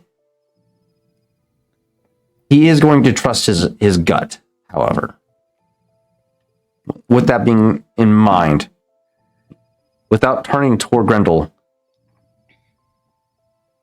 keep making your way towards the spire. I'm going to break away for a little bit just to make sure. Understood. A copy of me will follow you.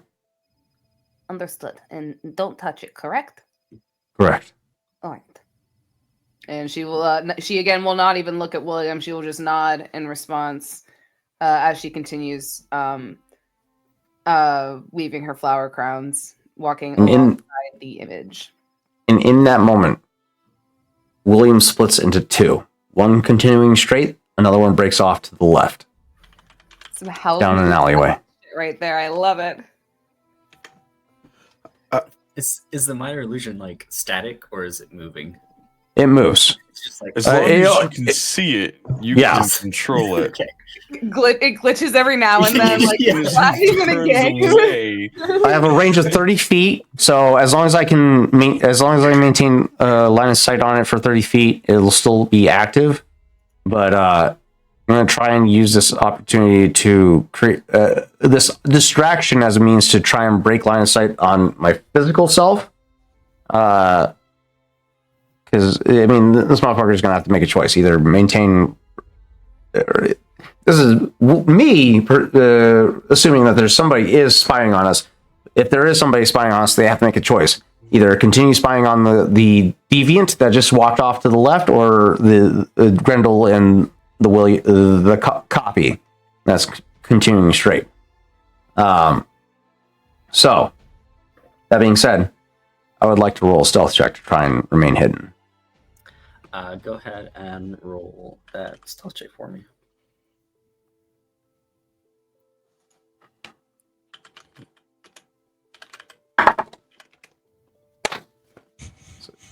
It's a 23. Natural 18. This particular area you know very well. Your home's just around the corner. The flower stall, somewhere you have visited quite often. You know all the lines of sights and the off angles in this place.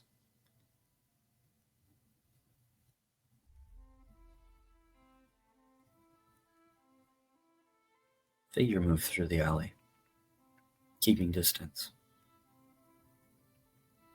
They continue to trail Grendel and the illusion. Fucking knew it. Disappearing from your line of sight every once in a while, they are also good at what they do and know this area of the city well, and it shows. Mm-hmm.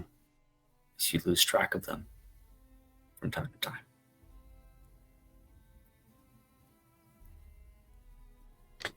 I would like to use my first level ability of the Pact of the Wraith. Wait, no. That's not right. Twine Souls is what I'm looking at. Eagle Step? Or I'm trying to... I was looking to make a copy of myself, but that's at 6th level, I believe. Yeah, I can't do that just yet, unfortunately. Yet! I was hoping that I could have Calbran come out to play for a little bit. Am I thinking of it right? Let me see, 1 second. This breakdown is not very explicit. First level, you gain the ability to drain the life force of your enemies. As a bonus action, you may force a target within 5 feet of you to make a Constitution saving throw. Okay. Yeah, that's not what I'm looking for. Twine Souls. Beginning, your patron has made a death irrelevant. I'm trying to... We talked about William being able to have Calbran physically manifest on the material plane. Mm-hmm. And that's... I'm not trying to teleport. 30 feet of you. Yeah, like basically it's acting as a spiritual weapon, which is something that's more of a flavor for this class that we've been working on together. So okay, so yes, okay. That William is that would count as a spell slot that William doesn't have access to. it would be like a once a day Okay, spell slot ability, and it would be a mechanically it would be a spiritual weapon. okay. So what I'm trying to do is trying to get multiple set of eyes on this individual. So I'm sending out Calibran in this moment, so we can both track this individual and try and pin him in a spot. Okay. Let me. So what, in this aspect, what you guys see is a flurry of ectoplasm that just kind of flits forward from William's physical form, and an apparition of Calibran forms just off in the distance and is also locked on to this figure that the both of us are pursuing. This ectoplasm begins to protrude, and it should be easier than this. Downtime. It's almost painful as this spectral version of Caliban begins to emerge before it gets shoved back into you. Fuck. Yeah, I'm sorry, kid. Hands are kind of tied right now. It's fine. It's fine. We'll make do. With that, he just doubles his efforts. He just has to work twice as hard. So, yeah, he moves forward and tries to pin this person down into a more advantageous position that he can capitalize on. Okay. Go ahead and roll me a...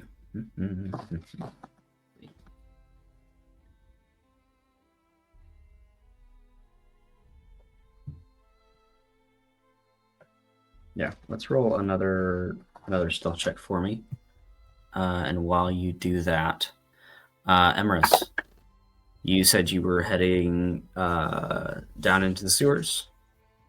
I'm looking for some kind of entrance up to or into this magisterium. Okay. You find your way through a few other tunnels, and you come to an area that would seem to have a chute kind of going upwards. However, in front of you, there are some rat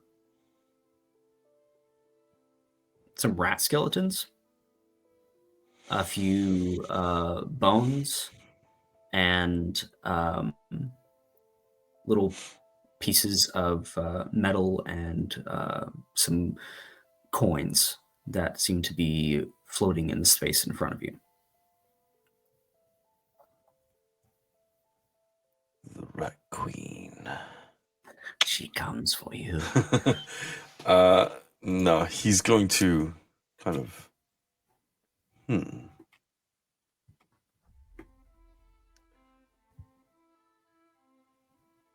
Can I perceive anything moving in the water or... Moving in the water. My night vision is pretty good, but... Yeah. Moving in the water, how? Like shifting underneath it, like something actually... Yeah. No. It is very... It's fairly still.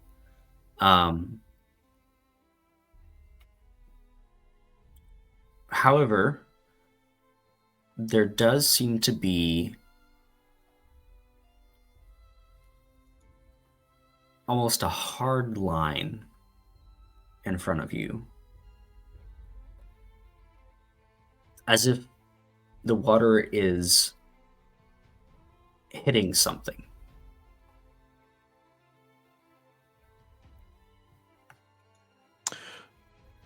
Emerus takes an arrow out of his quiver and throws it. It makes contact. Backs out. The tip of the arrow makes contact and actually penetrates a little bit, about halfway, and slowly begins to move into that space. He starts backing up. He's watching the arrow as it slowly goes into it. Is it disintegrating? Everything but the tip, yes. Yeah, he's backing up toward the exit. Fast as he can. Full run. As you do, you see... I can't believe I'm doing this. But anyway, you see...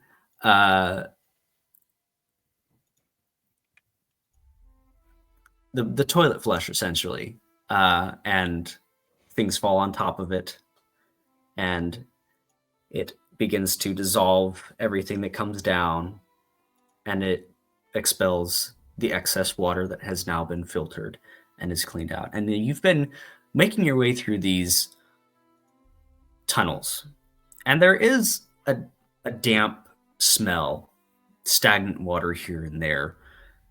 But out of everything you've seen, you've been in other sewers. This one is pretty clean, considering what it is for. Yeah.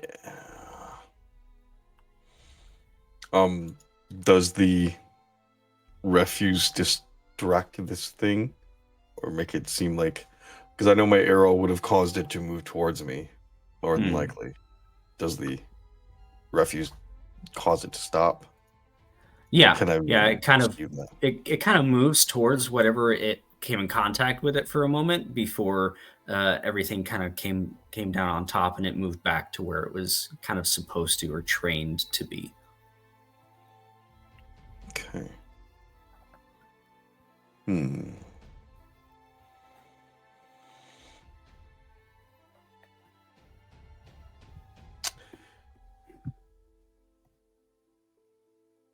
Miss is gonna head back up to the surface and look for his party, but he's also going to, on the way, start thinking about things that might react negatively with acid, baking soda, and the like, neutralizers. And then he's gonna kind of think about making a little bomb of baking soda, maybe.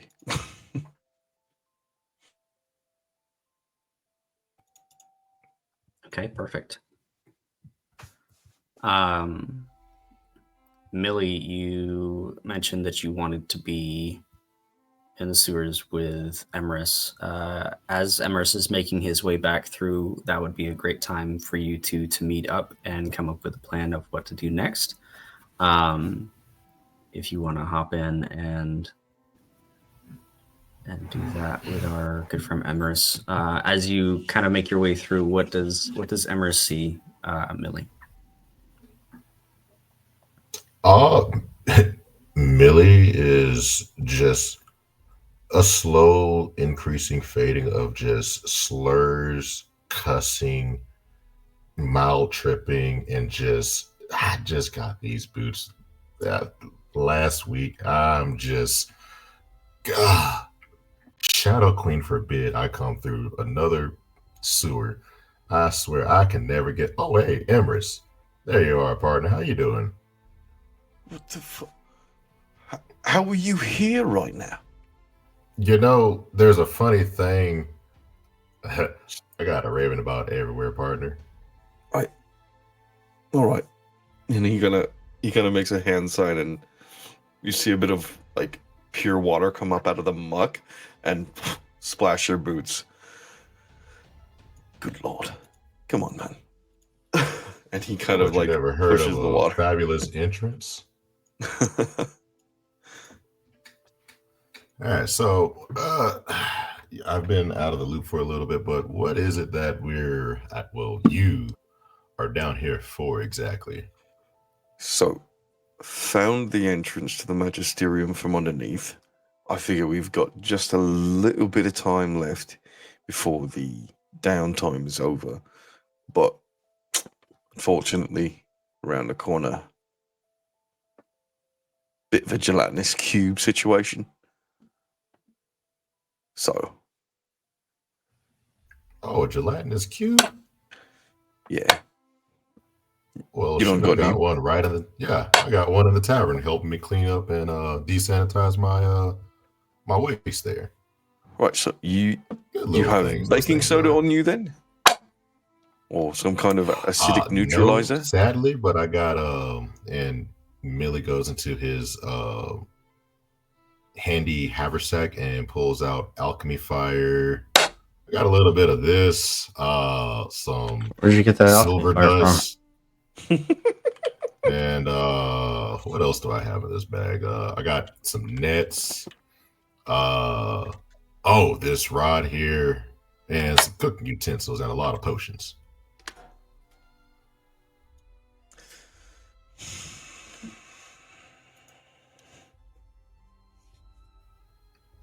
And you said that's just how big is the cube? Is it little, or are we dealing with one that's They're- Adult says. They're nearly invisible, mate. It could be anywhere. DM, I'm just gonna peer around the corner, and then I'd like to use my class ability, Divine Sense. I don't know if that'll work in this situation. Okay. I don't believe Divine Sense gives you. Monstrosities. It doesn't give you Yeah. oozes. I was hoping for aberration, to be honest. Eh, Oozes its own thing. I was hoping for Yeah, I kinda aberration. figured. I was just, I mean, but with me using actually, it, do I sense anything else outside of an ooze? outside of the ooze, it Oh, wouldn't be and in also, the. is there anything near dying, dead, or sick? Within how much? Waving your hand. You're nowhere near us. Within what I'm radius sorry, say for again, DM? for the dying, dead, or sick? You said how much is the radius for Divine Sense? No, for the other ability that you Divine mentioned. Sense is 60. Oh, Okay, 30 60, feet. 30. Okay. You would get aberration, but it would not be in the sewers that you are now. It would be coming from above you. Okay. Within 60 feet. The dying, dead, or sick, there would be 2. That would be above you in that 30. I tell Emrys exactly those readings. As far as that special one goes. But I will hand Emrys like at least the silver pound correction. I'm sorry to say this on, I guess, recording, a nickel dime or a nickel bag size of silver, and then Nickelback. 4 vials of alchemy fire. And for this thingy, Nickelback is a national treasure. Okay, it does not tell me the exact location of those dying creatures. Cool.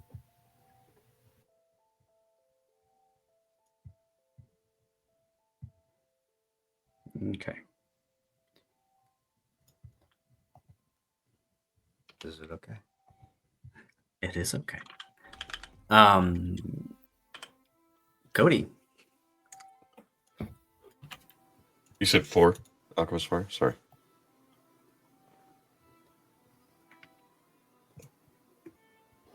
Okay.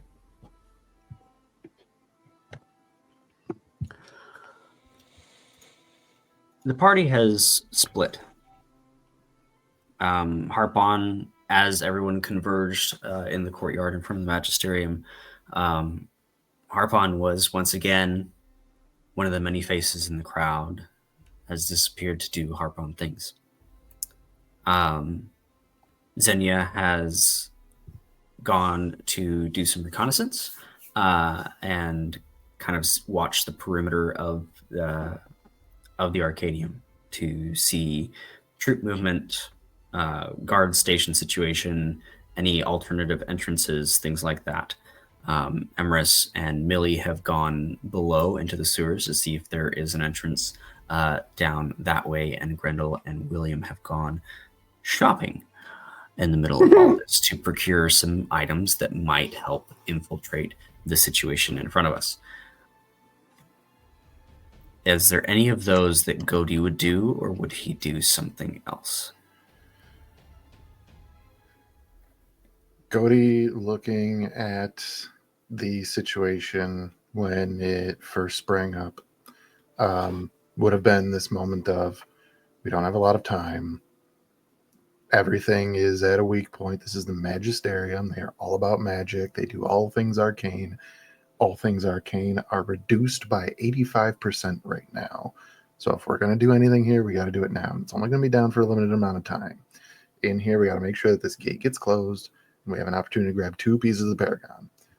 And then he's immediately in that moment going to think, we should split into 2 teams. We should send one team that is led by Godi down to the basement so that he and everybody else who can assist with that works on shutting this gate so that we don't have the abyss pouring into the material plane. The other team, mostly martial fighters, perchance the people who are sneaky and able to do lock things, should go upstairs looking for the pieces of the Paragon. And that's kind of how we should do that, kind of, make sure that we get all the things done. And as he inhales to say this to the party, everybody's gone. It's kind of along the lines of what the current party formation is right now.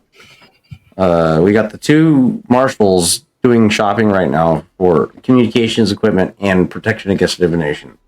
I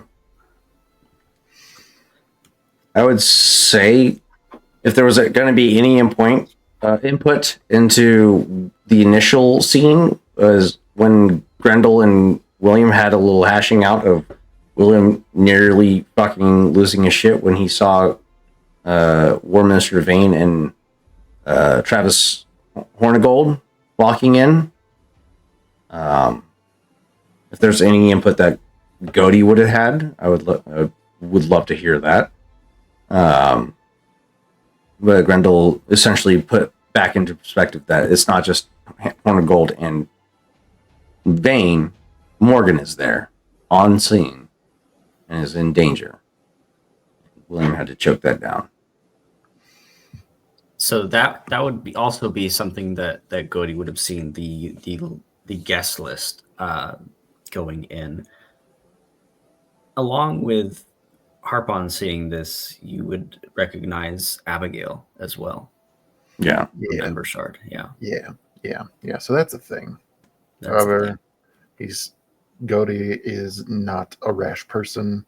Mm-hmm. Only that one time in Greenport where everything was going to shit and then he laid waste to a bunch of people. So Godi's been, we don't talk about that. Which is kind of a pun because he's a cryomancer. But anyway, so with all of this sort of happening, because I cannot retcon an entire session, he would have advised against the shopping trip saying we don't have a lot of time.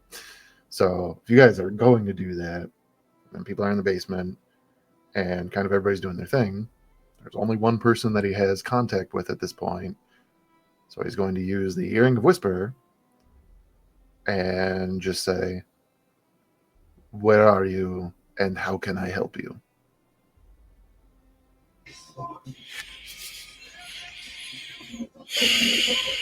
I imagine that your priorities are the same as mine, in that this gate must remain shut before we do anything else. Sir DM, would you say that this exchange would happen after the bumping and pickpocketing attempt?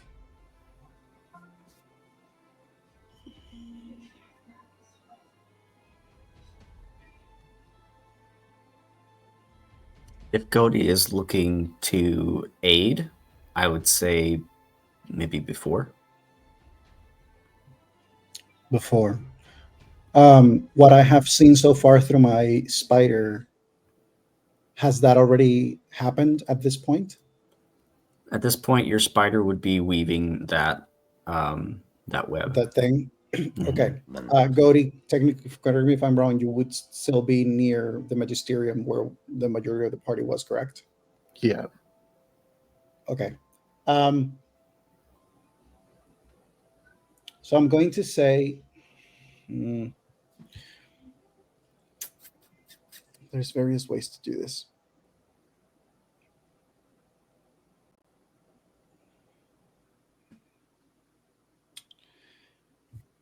We currently have our cantrips available, correct?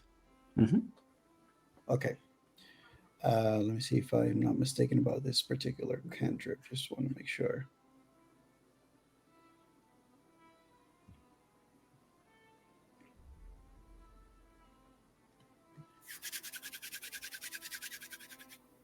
Okay, so what is going to happen is I'm going to use my Ledgerman's hand because KD is still within probably 30 feet of Cody, just not perceivable because of their current appearance.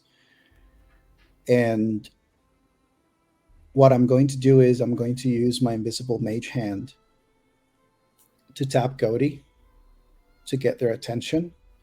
And as you have that tap, as you're turning in that direction, I'm using Encode Thoughts to cast the translucent thread of thought. Basically, what I'm trying to do is I want to cast the Encode Thoughts location right by the Temple of Godi, so that when I tap him and I cast the Encode Thoughts and he turns, his head makes contact with the Encode Thoughts, so he doesn't spend too much time visible to anyone, and it immediately takes Godi into the imagery. And so the thought that he would have encoded there would be um, the current process of the people that he spotted, including the visuals of with it that he saw of Abigail through the ether, the ethereal plane, and then the current POV of the spider. Basically, like the room where the spider currently is, and what the spider is currently doing, weaving the thing to try to stop the drip. Included is this? Does this include how the spider got down there and how much time it took? I mean, it doesn't really give me a limitation of like how much of a memory. And considering that it Kind of says like a whenever memory, like you basically I pick could say that something. I would say that if it's a memory, then it doesn't have a limitation of how long the memory is. I would probably say the memory starts with the carriages, or like the moment that the figure was looking at me with like that knowing face. Forgot his name. Uh, but that the character that was above the steps that was looking at me with a smile that was like, oh, this is a recognizable person, that then turned around and went into the magisterium. And so the memory would start there and would follow all the things of like the carriages arriving, you seeing the movement of like the POV of pretending to be this like rugged person moving through, trying to get, not to get involved with all the people that are arriving, the quick like scanning of the eyes of like clocking every person, clocking Abigail, seeing through the ethereal plane, and all of this then sort of like overlaps at one point. It kind of like creates this like jump of memory, like a glitch that then leads to the spider, the eyes of the familiar flying down toward the building, and then sort of like changing, becoming smaller, then landing, then moving through the steps, and then going through the cracks, and then slowly starting to descend. And the time of the descent is about 3,000 feet, if I'm not mistaken.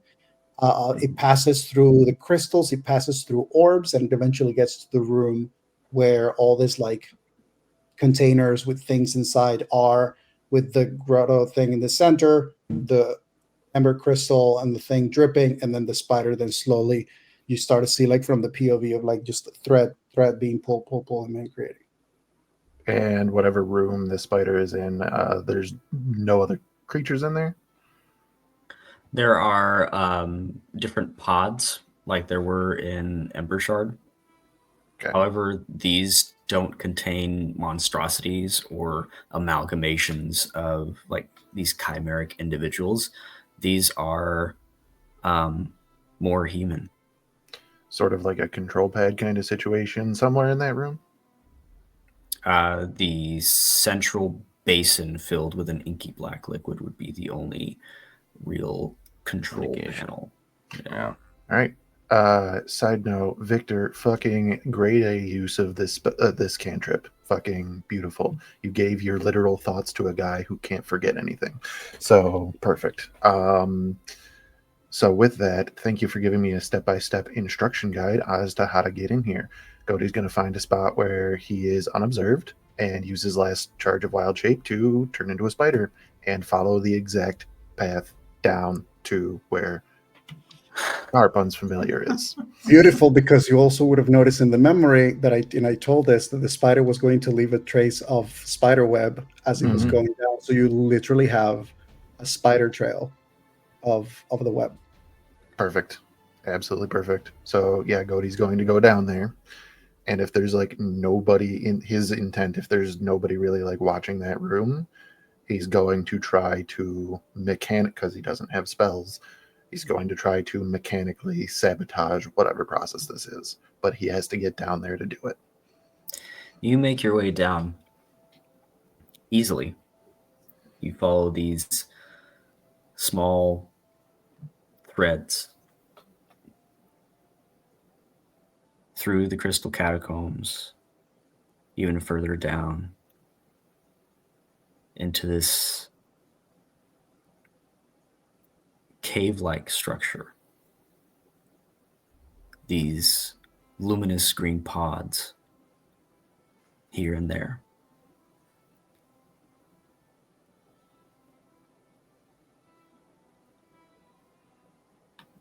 At this point, Harpon's familiar is finishing up. And this floating, rotating piece of amber once again drips. With the layers of webbing that have gone across the center here, this drop of amber sets on top of the web, knocking the last one over a little bit. As it moves over and cascades over the side onto the floor. It comes in contact with one of the tendrils that are spread throughout this cavern. Can I somehow stop that? You can certainly try. I think that this is going to be something that is too quick for me to get over there and do anything mechanically. Like how far away from me is this happening? By the time you get there, it could be 10 feet. Eldritch Blast. I'm not a warlock. But it seems like this is setting off some sort of chain reaction going through this tendril. As it touches it, the tendril seems to recoil and move to a different location, avoiding this drop of amber.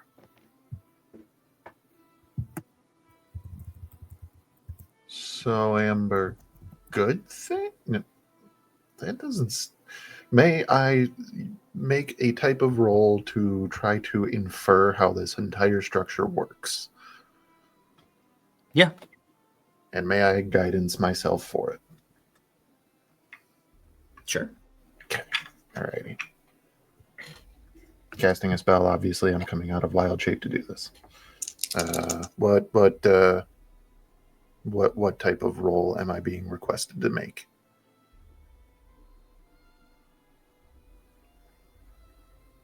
Arcana, insight, nature. I don't think perception.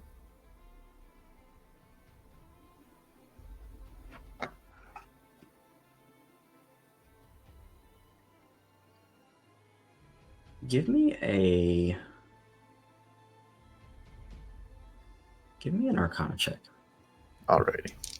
I was hoping you'd say that.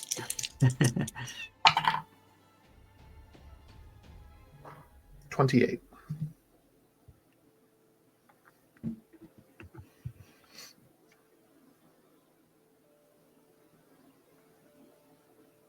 this small hovering piece,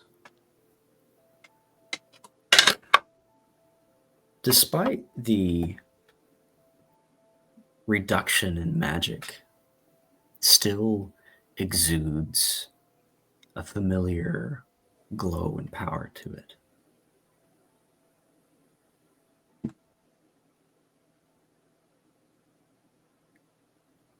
This basin is connected to various pods as it is central and all these tendrils connect.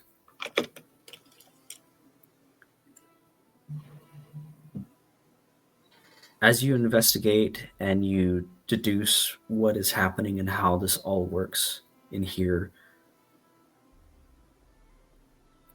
this liquid inside the basin has a familiarity to it. Something you found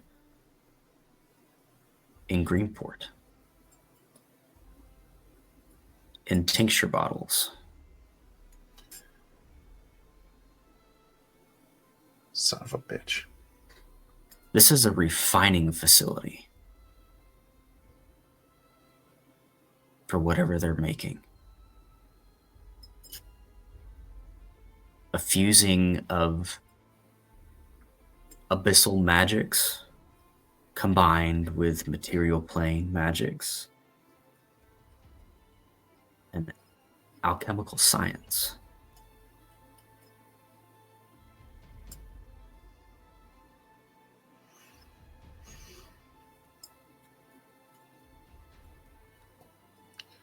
So this is where the quote unquote cure is being made. This is not necessarily the portal, but this is still huge nonetheless.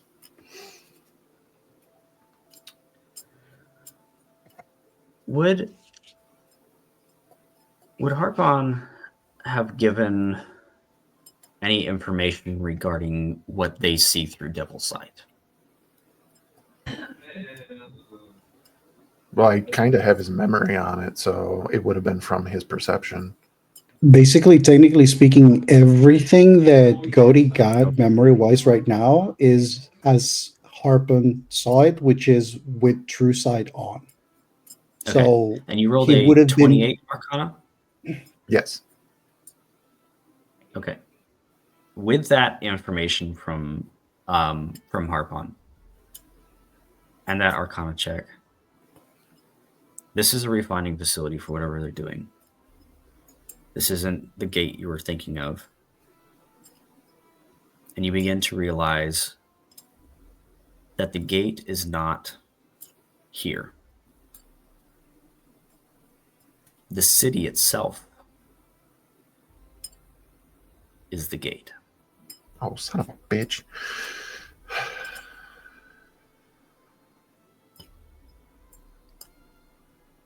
However, Oh, you have this in front of you,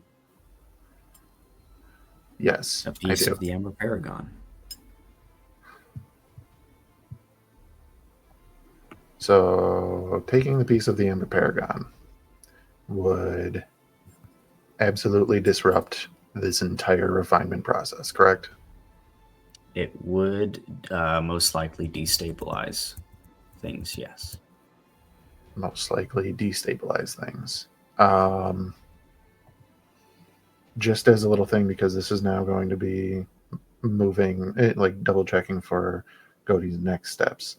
With that sort of scope that I saw with the 28 Arcana, perceiving through Harpon's true sight of the city is the gate, does anything stand out as a linchpin, a keystone, some sort of like, this is the important bit?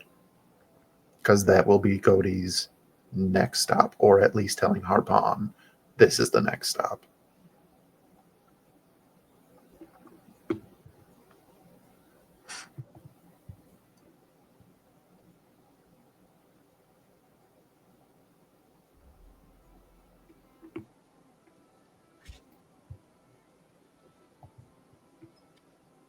So run it by me one more time. You're looking for.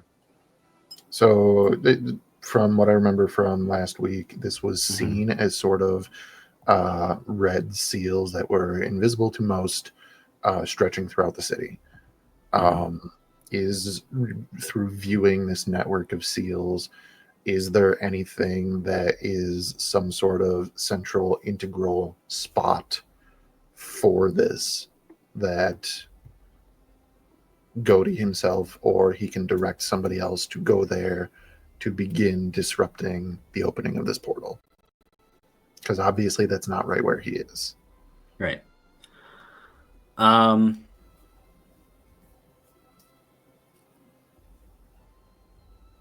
With Harpon's memories, there are various locations throughout the city that were more concentrated with these red runes. There were 8 of them. Oh, fuck. So it's really up to you.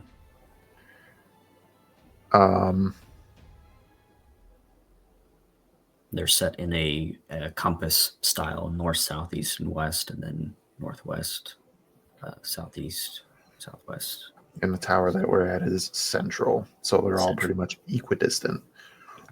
Correct. All right. That's going to make things hard. All right. Topic at hand. Godi would like to remove the piece of the Amber Paragon from this device while sabotaging it beyond repair. Hopefully in a way that is safe and doesn't cause attention. Are you still in the spider shape? No. I would have had to come out to cast guidance at the very least. So Godi is in his normal form. So your spider and potentially Harbon through the senses can see that Godi is in the room, starting to reason his way through everything. Are you thinking of taking it to hear Harpon's voice through the spider? I must. You know that you shouldn't touch it.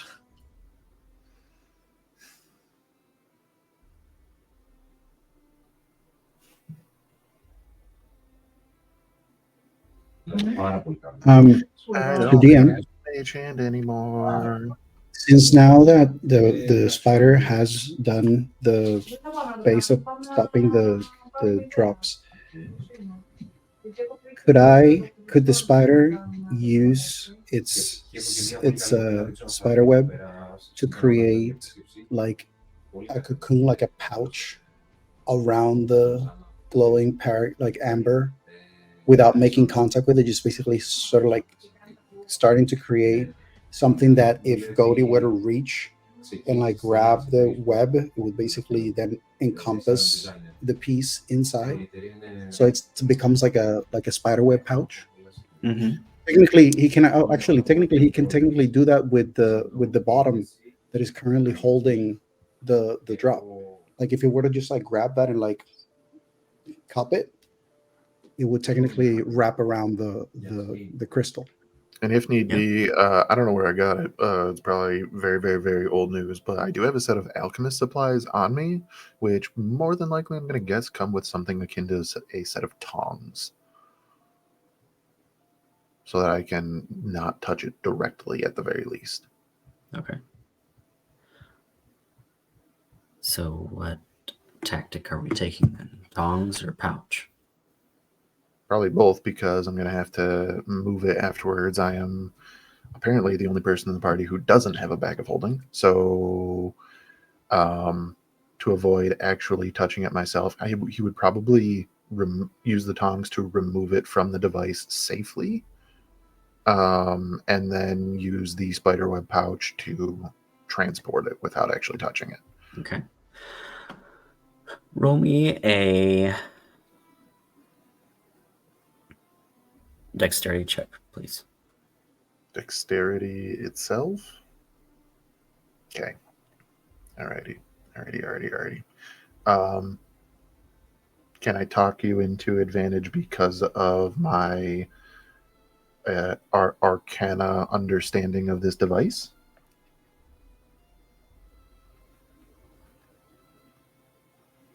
Sure. So even though I'm not the most dexterous or sleight of hand person, maybe that knowledge at least will help me. And we're also going to guidance episode.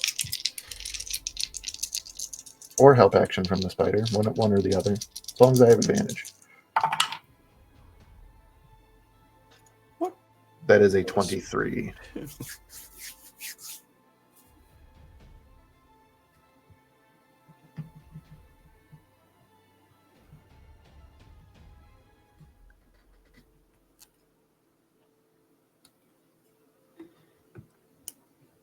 You reach in with the tongs, correct? Yeah.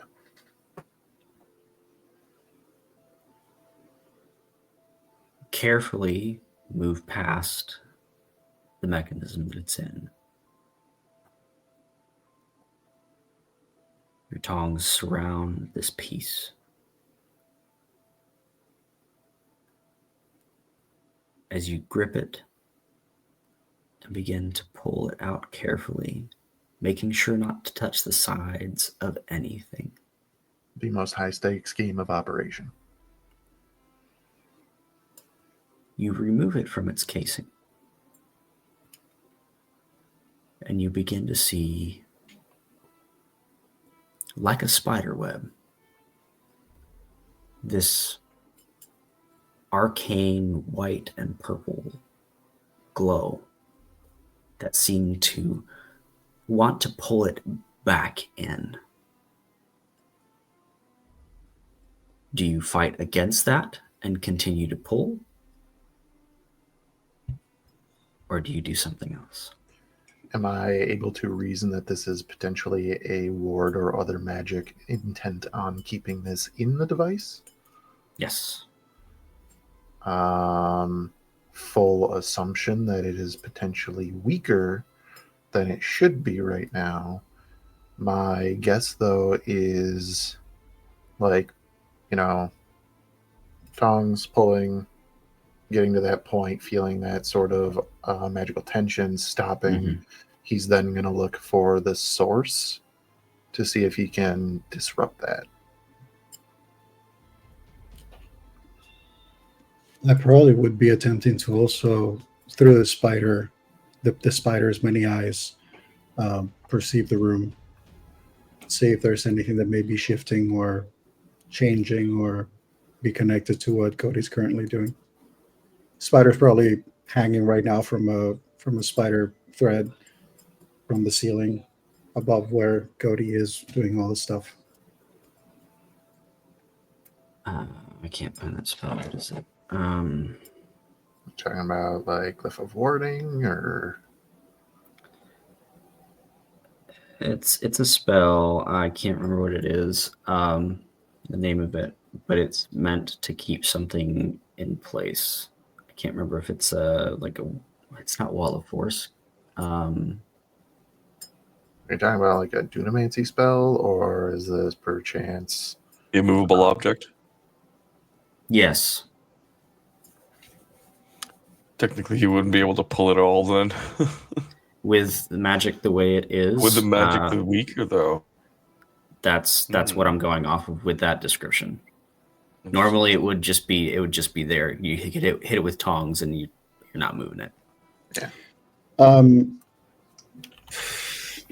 mean, there's something that I don't know if it would work, but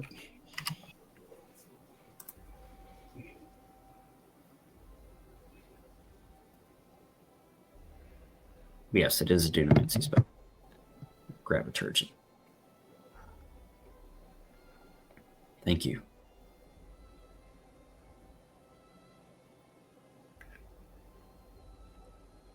do you think you can get it out?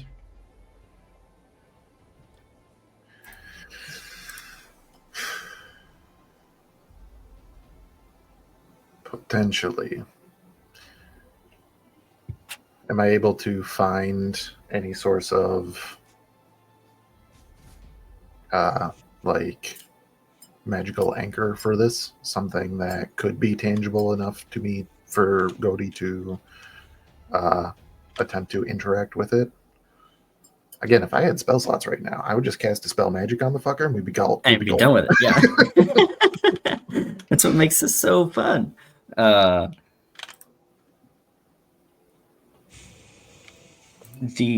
item itself has been enchanted to stay in place. So it's not like a glyph or anything that I could interact It's not a with. glyph or anything else. This has been touched, and there has been time spent here to keep this in one place. Okay.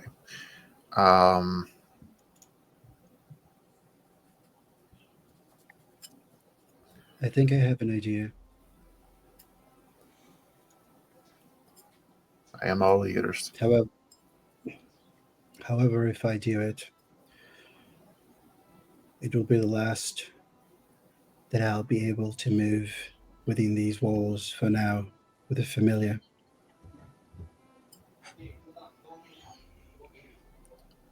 Am I operating under the assumption that Godi has identified the spell, basically? Yeah. Okay. With that 28 Arcana check for sure. He's going to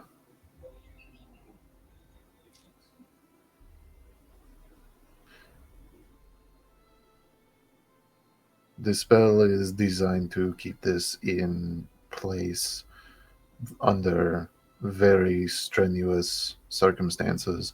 However, with magic being weak as it is right now due to the fluctuation in the weave, I appear to have some amount of leeway. And that is what we're going to count on. So, DM, size-wise, this piece of ember compared to the size of the spider, how big of a difference is there? How big is your spider? It wouldn't be like tarantula size. It will probably be a little more slick and smaller. It's not like a tiny spider. I think it's more like I don't know. I would need to look into it, but Daddy long it's legs. more like a black Like widow, like Black Widow probably. Okay. It would be larger. Yeah. It would How much probably larger? fit on the back of a tarantula. Okay. And you said that when Godi pulled it, there were like two different color forces that seemed to like spread out with like a space in the middle as it was trying to pull. Yeah. Mm-hmm.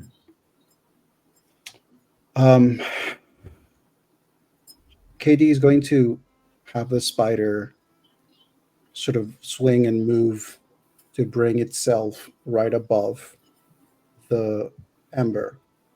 And I would like to try you to pull again. And as soon as the spider goes down, I want you to try to pull with all your might. Once that happens, chances are you're on your own, at least with the spider. I would rather have your eyes with me, so since my next course of action was going to be trying to pull with all my might anyway, Godi is going to reaffirm his grip, start pulling, and again, reading the mechanics of the spell, I will be casting guidance on myself and then asking if Godi's powerful build trait will have anything to assist in this strength check to try to beat whatever spell DC for this spell resides. I would like to attempt to do something with the spider simultaneously if possible. Okay. Don't sacrifice my only buddy. Nope.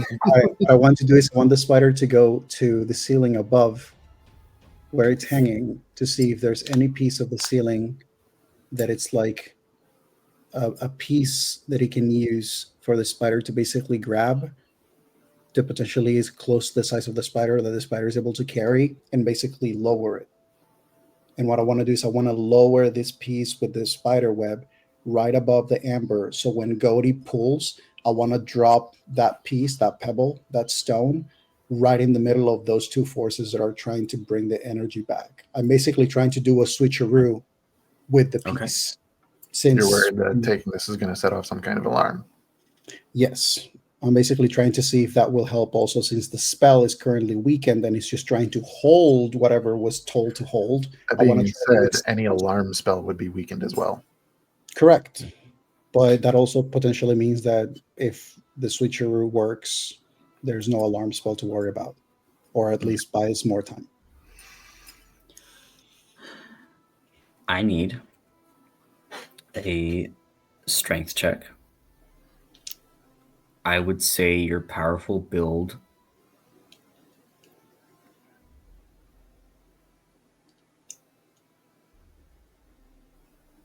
would do advantage. Pray for me.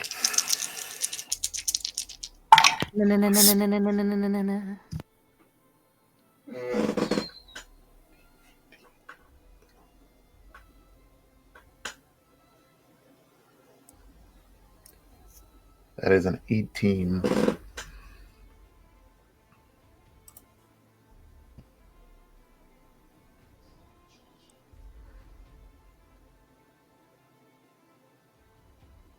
Harpon. I need a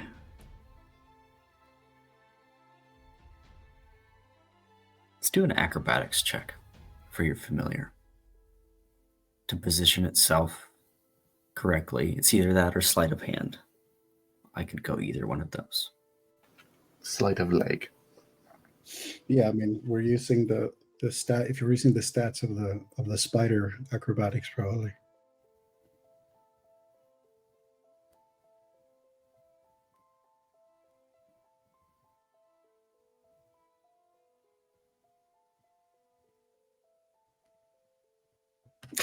That's also an 18.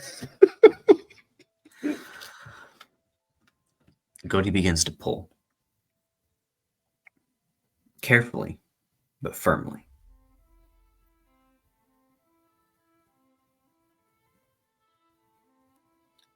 You see through your spider the moment that Godi begins to pull and the spell weakened begins to give. As it does, your spider swings through, and at that final moment of disconnection, is able to swing in with the same weight and sized pebble as it swings around. And there rotating is this non-magical rock. Godi, you now have a piece of the Amber Paragon. Godi's going to exhale for the first time in probably a minute and a half. And then as he's carefully putting it in the spider web and then like tying it all up very nicely, speaking aloud so that the spider slash Harpon can hear, I was able to see through your memory that the glyphs that you saw on the ground, there are 8, once again, 8 keystone pieces of the seals for the portal citywide, one in each of the cardinal directions. We need to get to those places and we need to stop it, and we need to begin halting the ritual being used for this. We are still on the inside. If there is anybody, I cannot contact anybody. If you can start telling anybody those locations, then we can start saving the city of Gran Soren. Is there any chance there's a map in this room? Probably not. In this room, no. Yeah, didn't think so.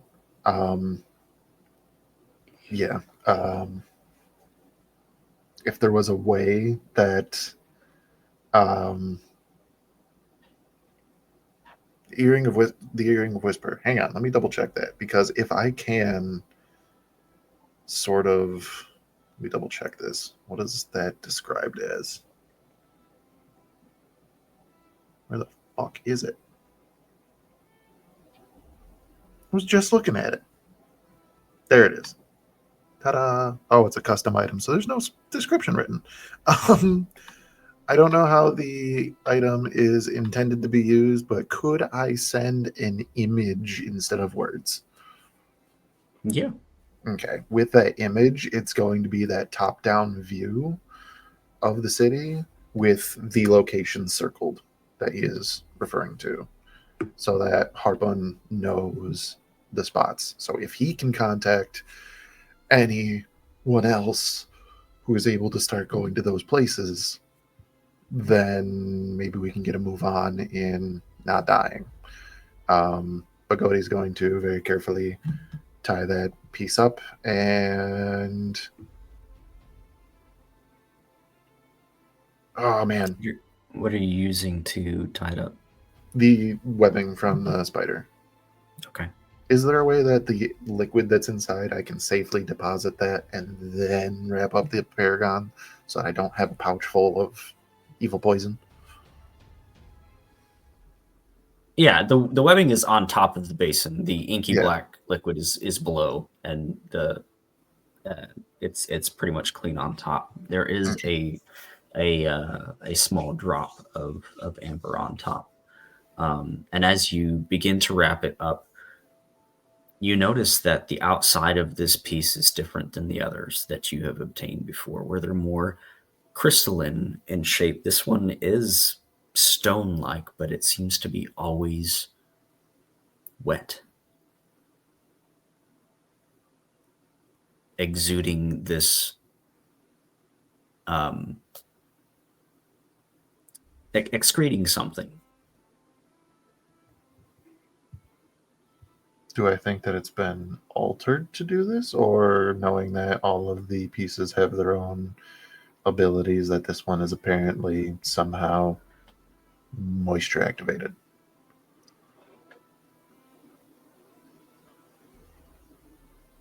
Roll me an insight check. Or if you can argue an arcana check. It's the same number either way. So unless Okay. you're gonna change the description based on what I say, then okay. Guidance? Go for it. We did not roll very well. That's gonna be 16. 16. Both of those answers could potentially be the correct one. It could have been altered in some form or fashion, or this could be just, again, the natural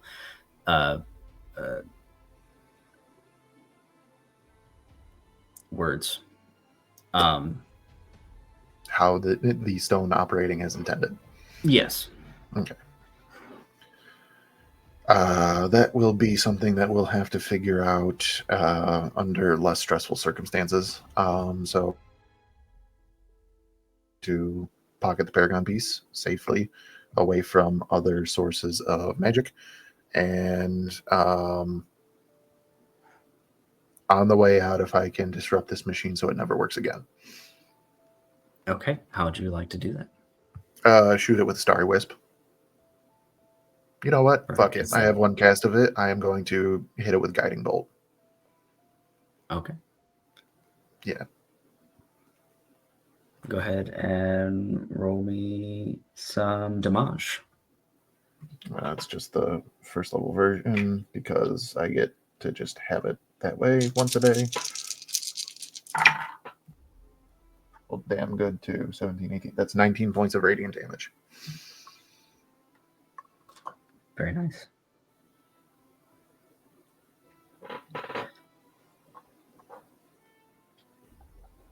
What does this look like? What is the intent? Is just to burn this inky blackness with radiance, with the Whatever. opposite of it Yeah, itself?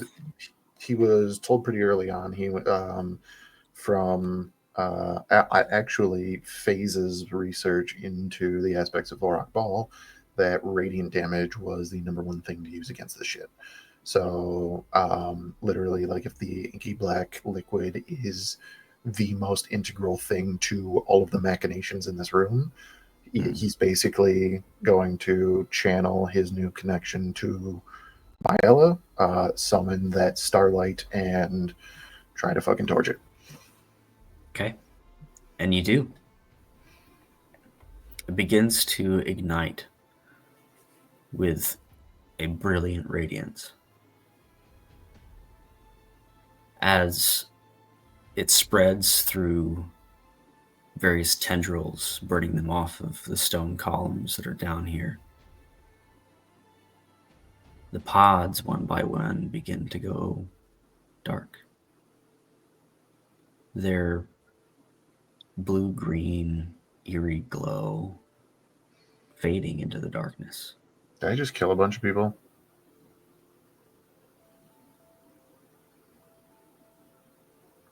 And that's where we're going to end our session Fuck. tonight. Oh my god. Whoops. Well done. The party now has a piece of the Ember Paragon. What it does, Yay. how to handle it, and what they're going to do with it will have to be for another time. Thank you, everyone, for coming by, saying hi. Level up. Actually, you have a piece of the Amber Paragon. I'm saying. Holy crap. Yeah. Yes. When magic comes back. Oh, level when up. magic comes back. Okay, damn it. Alrighty. Yeah. Well, it means I can take my second level and fight her. Oh yeah. Woo. Congratulations. We'll see you next time on Tales of Vardin and To Be Diced.